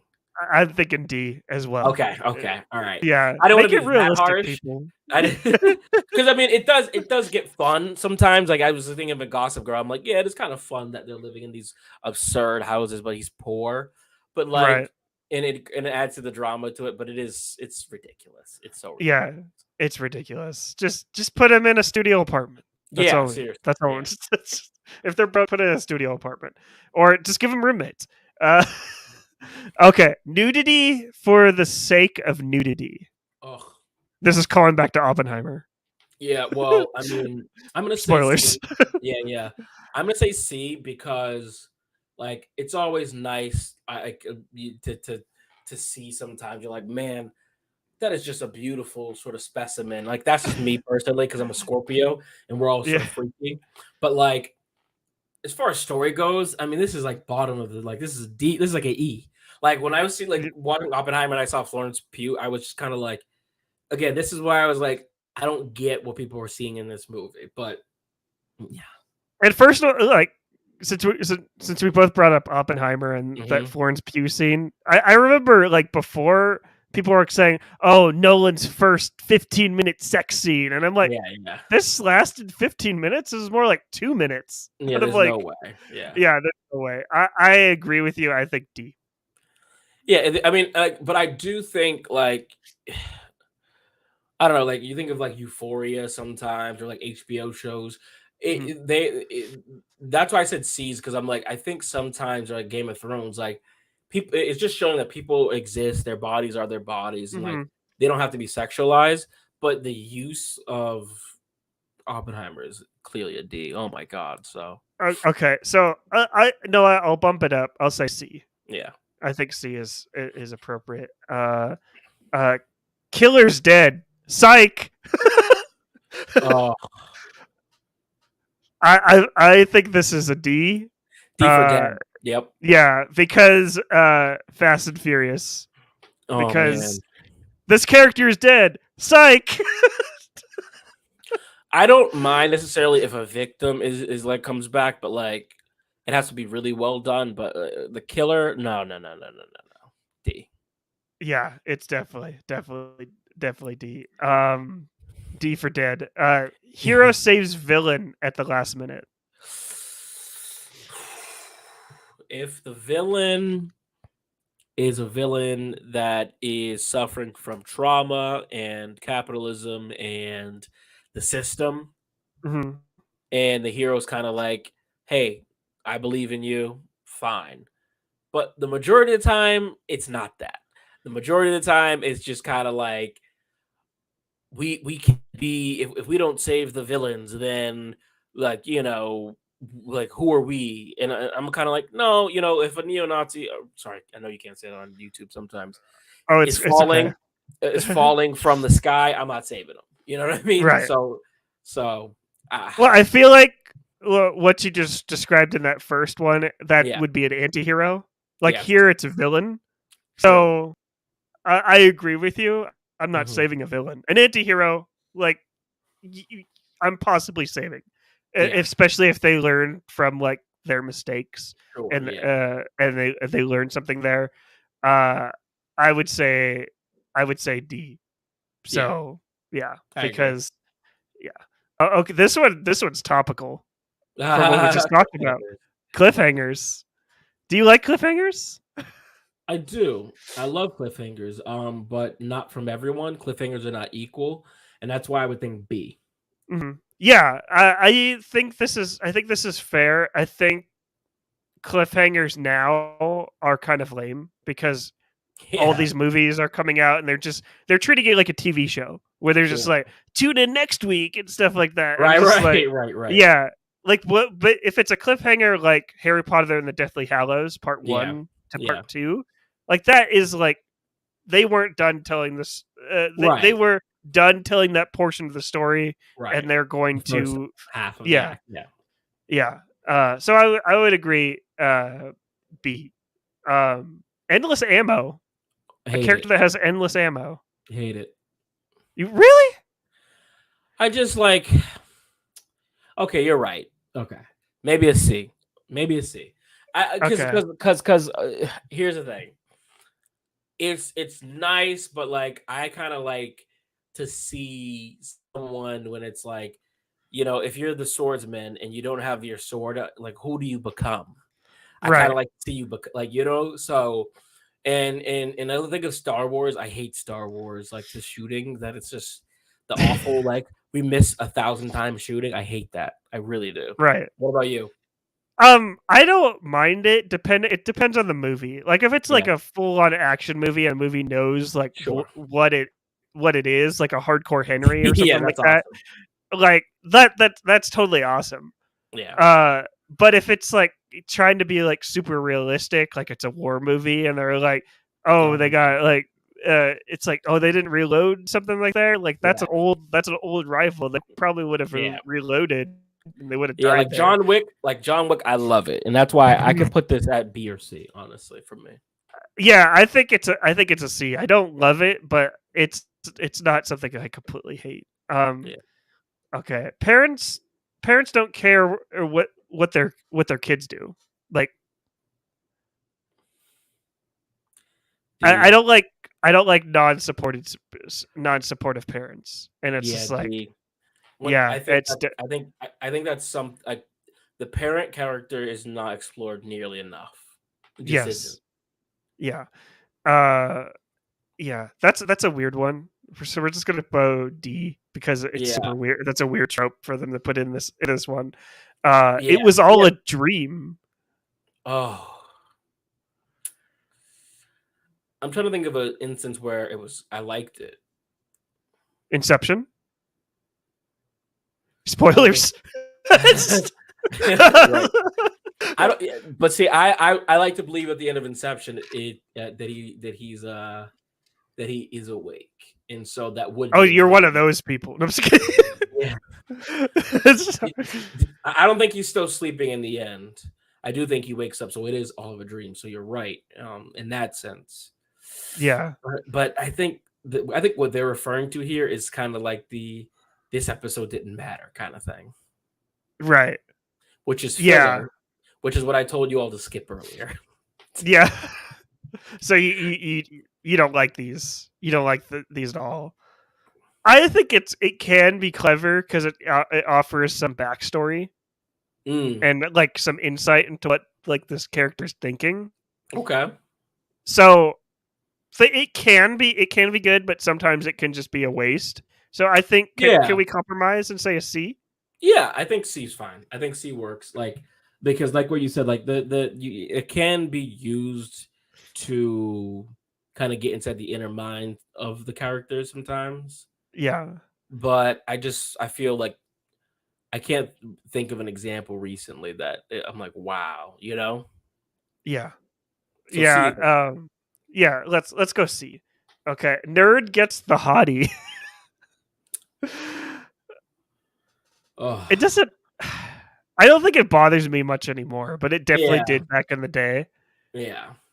Uh, I think is as long as it's like natural, then it's fine. But like I find a lot of times, like when they do this, the nerd is kind of like a douche or like not a nice person, and then like the hottie is like kind of like, oh, I'm a bimbo or dumb, and I don't like that.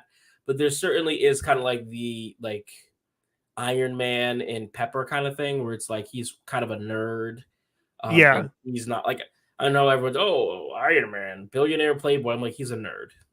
He's yeah, like You He know? likes playing with toys. He likes playing with Yeah. toys and tinkering. So I'm like, Yeah, yeah. uh, So I don't know, like yeah. maybe a B? I don't know. What do you think? Um, it doesn't, like I said, it doesn't bother me much anymore. Yeah. It really bothers me in like Michael Bay films, like Shia LaBeouf Oh gosh, yeah, and you're right. Transformers. Yeah, But yeah, that's not every movie. That's not every movie. So I will agree with you and say it's a B. yeah. I I don't yeah, love it when I see it, but it doesn't bother yeah. me much anymore. Yeah, I think we're like as times are changing, it's getting better.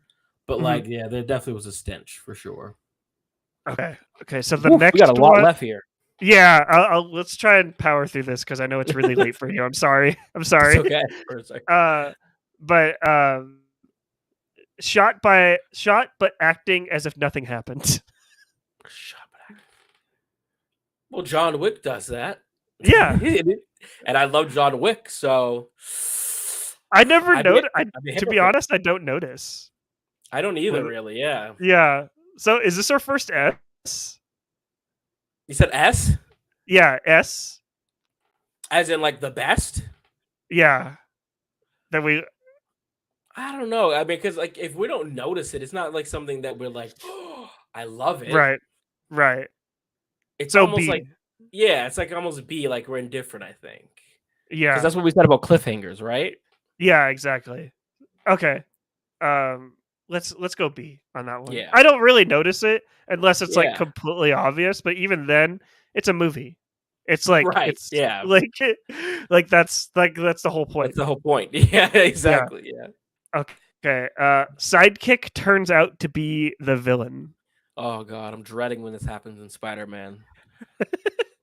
Uh um I think that a lot of the things that I watch, it doesn't make much sense because like I said, like the foundation of a sidekick is, I think, friendship, partnership, trust, loyalty, Mhm. and so for them to turn, it's not it's like I know like twists can be very exciting, but for me, it's kind of just like how did we get here? More, I think sometimes, Yeah. but if they were wronged, like Syndrome and Incredibles, then it could be well done. So I'm sort of leaning towards a C. I think. I don't know. What do you feel? um, I kind of like this because Okay. it's definitely I like twists. I like getting the rug pulled out from under me. Hmm. Immediately thought of like Syndrome and shoot, what's I can't Mr. really think. Incredible. Yeah, Yeah, of that. So that I was know a it could nice be. twist. Yeah. I know it could get annoying, but I do kind of like this twist. I Yeah. think it's really great. There's Oh, another twist um in another movie, but I don't want to reveal it because it's rather new. But yeah. Yeah. Maybe so. Maybe yeah, like an A or B. I'm thinking B. I'm thinking Okay. B right here. I think it's a solid twist, but I don't think it's Yeah. the best. Uh, this is a weird one. The I don't know if I could say this on YouTube. Jeez. The S uncaring babysitter. I mean, if I was like a like '90s shock jock bro, I would be like S tier. But because I'm really not, I kind of just feel like still doing that in 2023 feels like God. I don't even want to go. I don't want to get your channel flat, so I'm just gonna keep it Yeah, at yeah. B. Let's just go D. Let's just go Yeah, D because it's it's like, bad. yeah, Uh, yeah. I'm like grown Je- men doing this with young women. Yeah, no, yeah, yeah. Let's just go D because that's bad. Gender roles don't exist anymore. yeah, Anyone could do whatever they want. yeah. Uh, okay. The protagonist turns out to be the bad guy in movies. I like it. It's a twist that I think we need a little bit more of. I think we Hmm. need more anti-heroes and to give them like make them the main character. Yeah. Uh but like I mean, like you think I was Wolf of Wall Street comes up all the time now. I'm a sales guy, and like it's just that I really love that character. I really did. I thought it was fun. It was clever. Social Network, I really like that too. But I think my issue isn't necessarily with the trope. I like the trope. It's with the fan base that follows, because Yes. a lot of times they miss the point. Like Ken, for example. Like you have some men. Oh, Ken was awesome. I love Ken. I'm like, no, Ken was not awesome. Right. like, like Ken became awesome, but Ken was not awesome. or even something like Breaking Bad too, where it's Yes. like you care about like this character, but he's doing horrible things, Yeah. and yeah, I would. I mean, me personally, I'd put it up like pretty high, like A or S. Like that's sort of my thing. But like I said, that fan base that it draws is just ugh. yeah. Let's go A, Okay. just because of the fan base. Yeah. So we don't want, yeah. It loses points. Uh, okay, smartass mean goth girl. Whatever. What? I think. Oh no, this is like yeah. This is like the alt sort of girl who kind of like is witty and like snappy. It's a huge trope. You see it with like Raven and Teen Titans, Rogue and X-Men. Trying to think of like another one. A lot of times, yeah, Mean Girls as well. You kind of see it a little bit there. yeah. It's like yeah. You're right with Janice Ian. Yeah, Yeah. Hmm. yeah. I like it. But the reason I like it is probably different, or like not sure if it's like the purpose, but like I think like the girl who's like, or the woman who's pretty in pink and has to be like clean and like preppy and all that. It was always refreshing to me growing up to see like, yeah, like girls can be whatever they want, and like there's a range of girls, and like the smartest person in the room can be a girl, and so Hmm. I kind of liked it growing up. But I don't know. How did you feel? Um, it doesn't bother me. I think that it's nice kind of seeing different archetypes for Yeah, for female characters, other than yeah, just being like you said, like kind of like the blonde, like like just like, oh, yeah. look at me and stuff like that. Uh, Right. I would like kind of seeing like the typical kind of like stereotype for female characters with like this archetype of a smart Yeah, ass mean goth girl, like having them look like a typical like girl, but having them act like that. I yeah, would like to see it there. yeah. So with that in mind, I would say B. Like I was it's thinking the same. B. Yeah, I think this trope could use like like a sort of like a freshen. Like I think like when you think of this character, you don't think of them being like sensitive or crying or like like opening up to people over time. But I think that's a very real thing that should have happened with these characters. So yeah. right. Let's go B. Okay. I'll speed up here. Oh Walking yeah. away from an explosion. Oh my god. I'm sure you love that. I love it. I love it. Can I say it's my first S? Can we say Go it's the ahead. first You S? can put up there. Put it up in an S. Yeah, I know. yeah. It is pretty I just awesome love sometimes. I just love it just because it's just like it's just so dumb. It's so anime. It's You'll just so, see. Yeah, I was gonna say you'll see Zoro have a couple. I think oh my potentially. god, I can't wait. I'm gonna watch it after we're done with Yeah, this. I know. I Okay, really want to go back and rewatch like a maniac. It's right. like, Okay. The geek that can hack into anything. oh, I used to love Wade from Kim Possible. Like, Yes. yeah, Wade was awesome. And in Mission Impossible, I love when that guy from Hot Fuzz does it too. Yeah. Um, so yeah, I mean, honestly, it needs to it needs to be cleaned up a little bit. So I'd say probably B for me, but like, yeah, I like it. I think. What about you? I I would say B as well. And I will say that it's fun when you see it, but the thing that I hate about hacking sequences is when they show the computer screen and it's like nothing like Oh I've yeah, ever yeah, seen like yeah, on a computer. yeah. So Right, yeah, I was yeah. I it would be A, but they need to like make Freshen it. like make like the computer screen look like actually what's going on. Not like, Hmm. oh, let me hack into this, and they're just like, blah, blah, blah.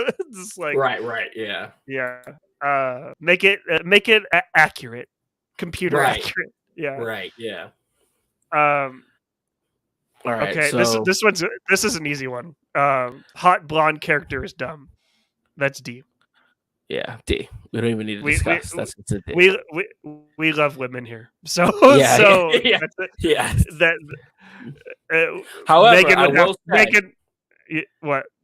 I was gonna say, however, I will say a hot blonde character that is dumb can be awesome if they aren't just dumb. Like I think about Mean Girls, Karen. Like Yeah. like she's dumb, but also she's not. She's a little bit Daisy to her. You know what I mean? From Yeah. Or Daisy even from someone like like Elle Woods. Like Elle yes, Woods too. exactly. Yeah. Should we say C? Yeah, I Since we think gave those C. like Yeah. yeah, let's go C. Yeah, because like, it's again, it's a different type of archetype for some women and I think yeah. I think we were quick to judge there. Yeah, I think we're very quick to judge, but we Yeah. still love women here at the Real Lovers Yeah. podcast. Oh yeah, and the Circle Club. Yeah. Uh, falling while being chased. Oh, I'm not a big fan of that one personally. You like It's it? like depends on what they're falling on, like what they tripped on. I would If say they C. tripped on nothing, then D. But Yeah, sure, yeah. if the But if there's character something has like stopping you, if the character has like a limp or something like that, and they fall while being chased, I would tolerate it because it's realistic. same, yeah. C. So C. Let's go C. Okay. The shy girl gets the guy. I don't. Shy don't know. girl gets the guy. I guess Yeah. we can go back to I don't Mean know if Girl. this Mean is a Girl has trope. yeah, I don't think so either. I would say shy girl gets the guy. Maybe a D. It seems kind of like old school. Yeah, very old school. Let's go D. The immortal protagonist. That's S for me personally. Yeah, it's S for me as well. I like my protagonist to be juiced up and like overpowered, but they have to be also be emotionally overpowered too. Like it's like to the point where it's like Dom and Fast and Furious has such a strong no seriously though he has such a strong belief in family that it's like it's a superpower. He has a strong belief in family, but he breaks that strong belief so many times where it's just like, do you actually believe in family? Because you betrayed quite a few people here. So I'm like, yeah. But yeah, I totally agree. I like having a protagonist that could basically go through everything. In One Piece, you'll see that like not just like Luffy, but like all the characters, like there's some characters that you're like, whoa, are they ever gonna lose? But like that's what makes it really cool is that at some point they will. It is the name of the game. But yeah, I agree with you. It's just fun. Like there's certain projects that you watch where you're like I watch John Wick because I want to see him win. I want to see him overcome the odds, And I watch One Piece because I want to see Luffy and his crew succeed, but I want them to learn throughout that process. And I think that's something you'll see. Okay. Next is the wise character is an old hermit. Huh? Like I'm thinking like Bilbo. Bilbo Baggins. He's just living in his house. That I don't have too much of an opinion on that one. I don't think. I don't have too much of opinion either. Should we say C? Yeah, I was gonna say C. Yeah, it's just weird. Of course he would be wise. Yeah, I like it too because of course he's wise because he's staying away from people. Right. So, yeah. Okay, this one's my favorite one. High school kids look 30. Oh. Tokyo Drift. Fast and the Furious Tokyo Drift. Yeah. D. Yeah, that's a heavy D for me, man. Just cast people of age. That's all we ask. I don't. Yeah, it's weird. I think like Yeah, I get it because in order to play the part of a high schooler, you sort of have to be a little bit self-aware.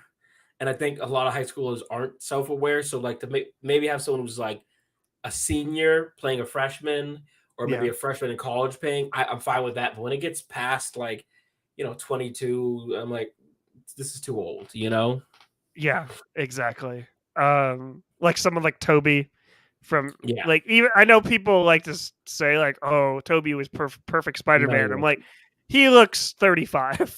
I'm Yeah, like, I have sort of like a viral video, if you will, on Instagram that gets comments every single day that I talk about how I'm like, if Tobey Maguire and Andrew Garfield could play Spider-Man, then there's no problem for me that Shamika could play Spider-Man.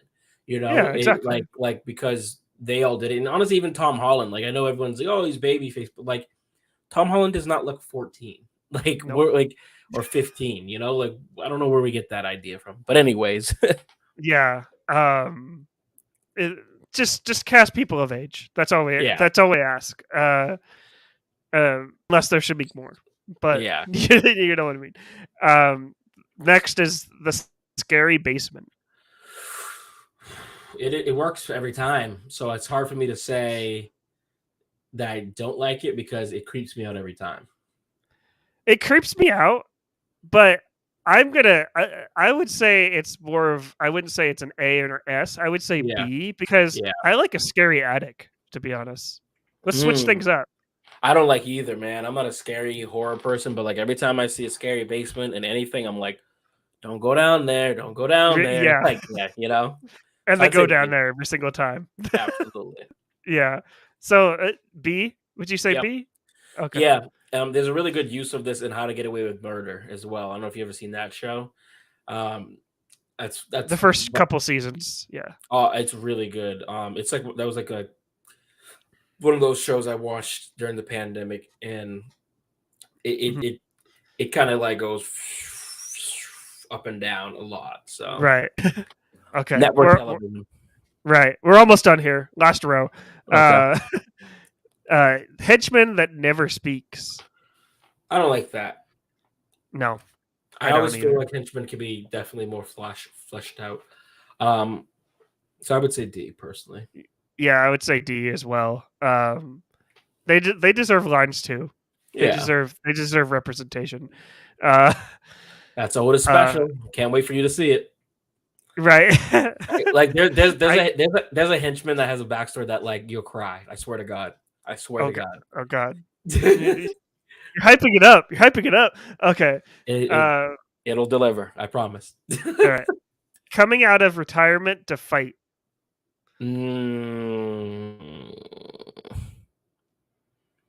Mm, I Just mean, ended already. my Just gut, end. yeah, my gut says D, but I'll be kind and say C because I think it's kind of interesting, but It's just like it's like I always hated in movies when they were like, but just one more. I got one more in me, Just one dog. more mission. Yeah, One yeah. more mission. I got one more in me. I'm just like, no, you got more. You got Let it more. go. Let it go. It's You like ever when see that like that meme with like the Gucci bag and it's like tearing and yeah, it's like let it go, bro. Like that's how I feel.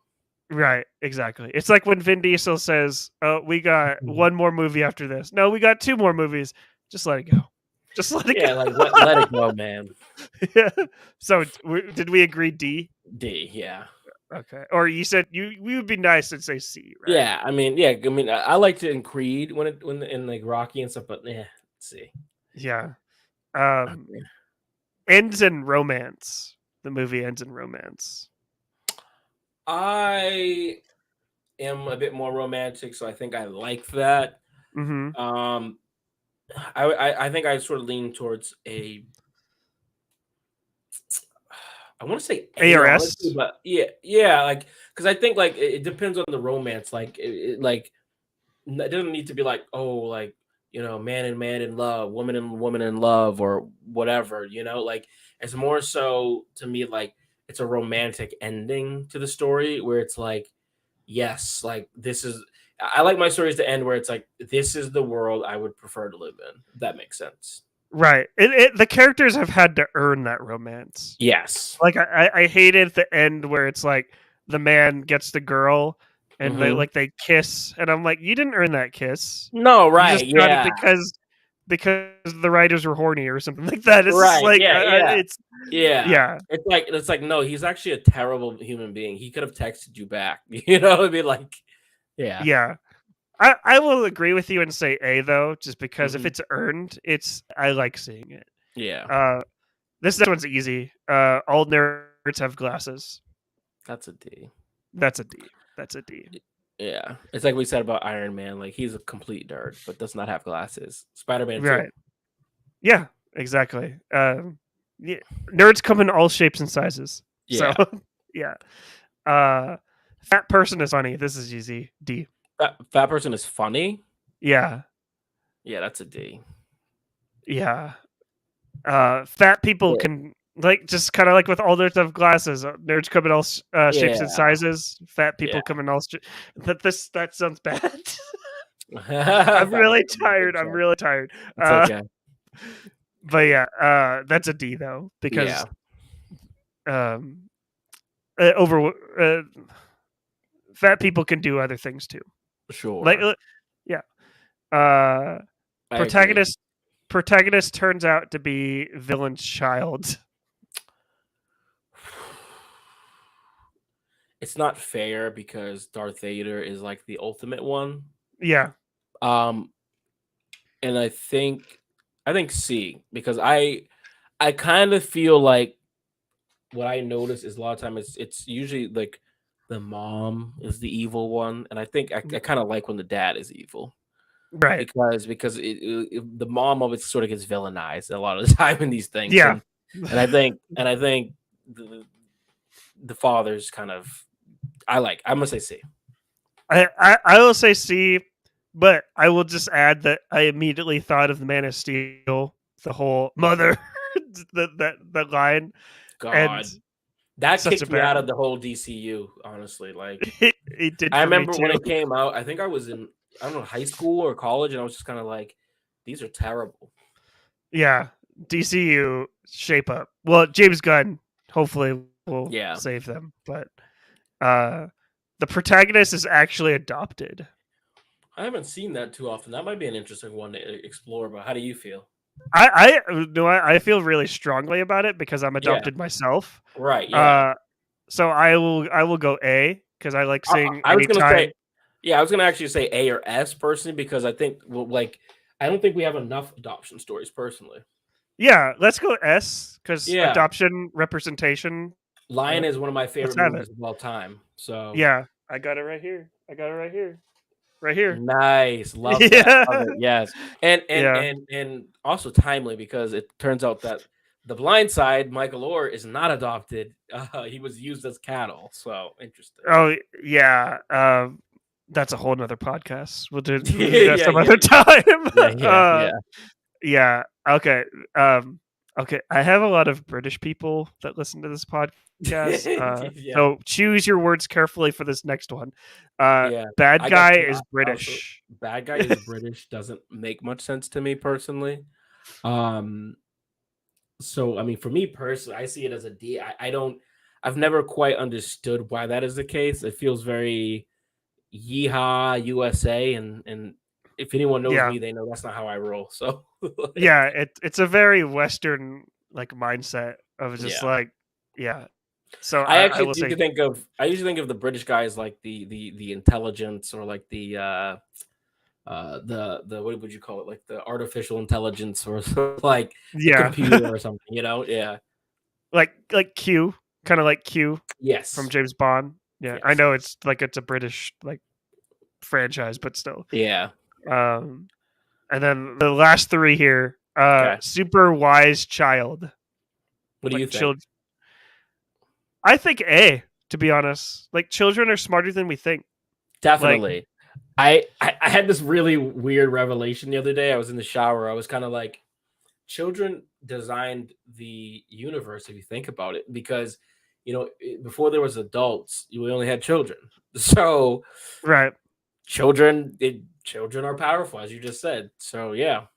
Yeah, I feel like we don't give enough credit to children just because like they don't they haven't experienced stuff like we have, but Yeah. they have a lot of things. There's a really interesting TikTok channel about I forget what it's called, but it's this guy that just interviews children like all day and asks them Oh yeah. questions.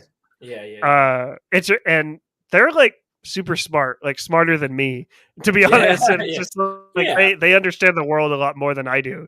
I mean, And Smarter Than a Fifth Grader, one of the bigger shows that in the early 2000s. right. But yeah, I mean, it's I always love to see in television, especially animation, Hmm.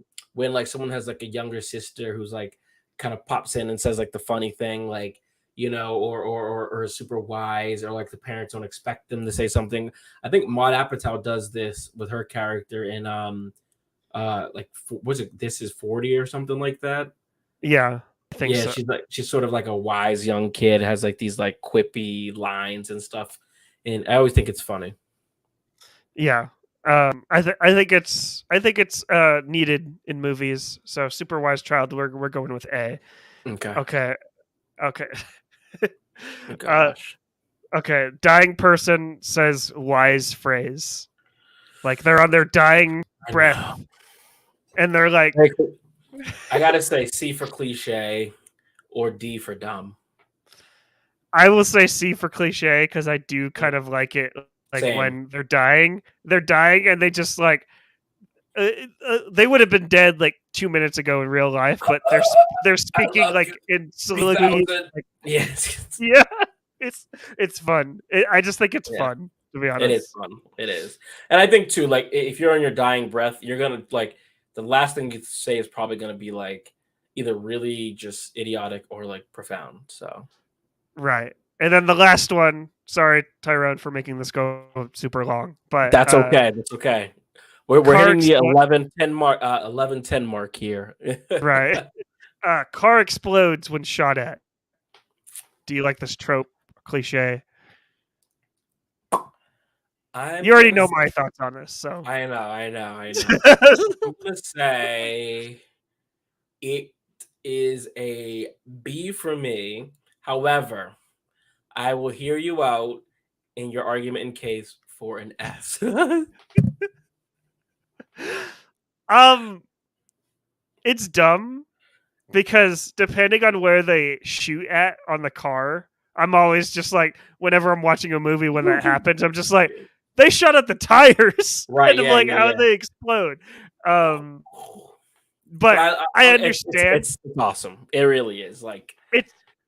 I understand that's it's done to make it look cool, yeah, to be yeah. honest. I So think, and if you have an action movie where the car doesn't explode, did you have an action movie at all?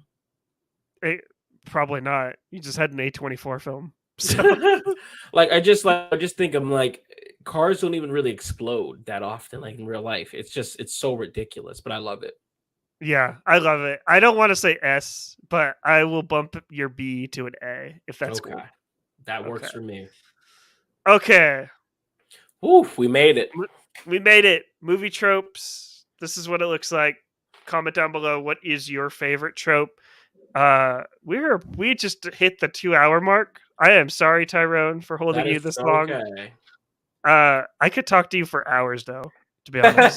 You're such a great Thank you're you, such a appreciate great that. friend, man. I love you, I agree. man. I love you too, bro. I no, I always have a great time. Like I know I told you we'd do this for an hour, but I was like, it's gonna go for 2 or 3, and I'll be fine with it. It's like honestly, I needed this like to kind of relax the day, end the day after having Yeah. hecticness. It's just so fun to hear your One Piece experience, why you fell in love with movies, and like the way you talk about movies was what it's just such. It's you talk with such like a joy that I think a lot of other YouTubers just don't have that I really admire. So yeah, I wanted to say that. I I admire that about you as well. Like discovering like your channel, like on YouTube or even on TikTok. It's just like I like the way you just talk about like movies and TV, just like how they are and stuff like that, and Yeah, you pay yeah, respects to the people that worked on them. yeah. Likewise, likewise. And Yeah, and I think like whenever you talk about movies or television or you're entertaining, it always feels like you said, there's like a respect there, and Hmm. I can tell that, like, it's honestly kind of like Luffy in the sense of like it's just it's just like you have this mindset of like life is too short, so just enjoy it, which I think is infectious, and I think more people need that. Seriously. Well, I appreciate that, but Tyrone, we are approaching the end. This Okay. tonight. This is your time. Tell the people, tell the people listening or watching where they could find you online. So you could find me, the Circle Club, pretty much anywhere: TikTok, Twitter, Instagram, Threads, you name it, we're everywhere. And yeah, but like mostly YouTube is the primary, but I think Instagram has been sort of where we are, and we have very seasonal, and so because of that, if there's a show that's hot, we'll cover it. If we don't feel like it's appropriate, we won't do it. We may do some sketches as well, and like random things like that. We like to have fun. So if you're Mhm. gonna subscribe, that's what you're gonna get. You're gonna get fun. You're gonna get movies, TV, pop culture, and yeah. Thanks for having me on the Reels Lovers podcast, and I just can't wait to come back. I think it'll be fun. Yeah, I can't wait to come back and talk more One Piece with you for sure. And Absolutely. this is I can't wait to like dive more into like One Piece and just discover it along with you. And Yeah.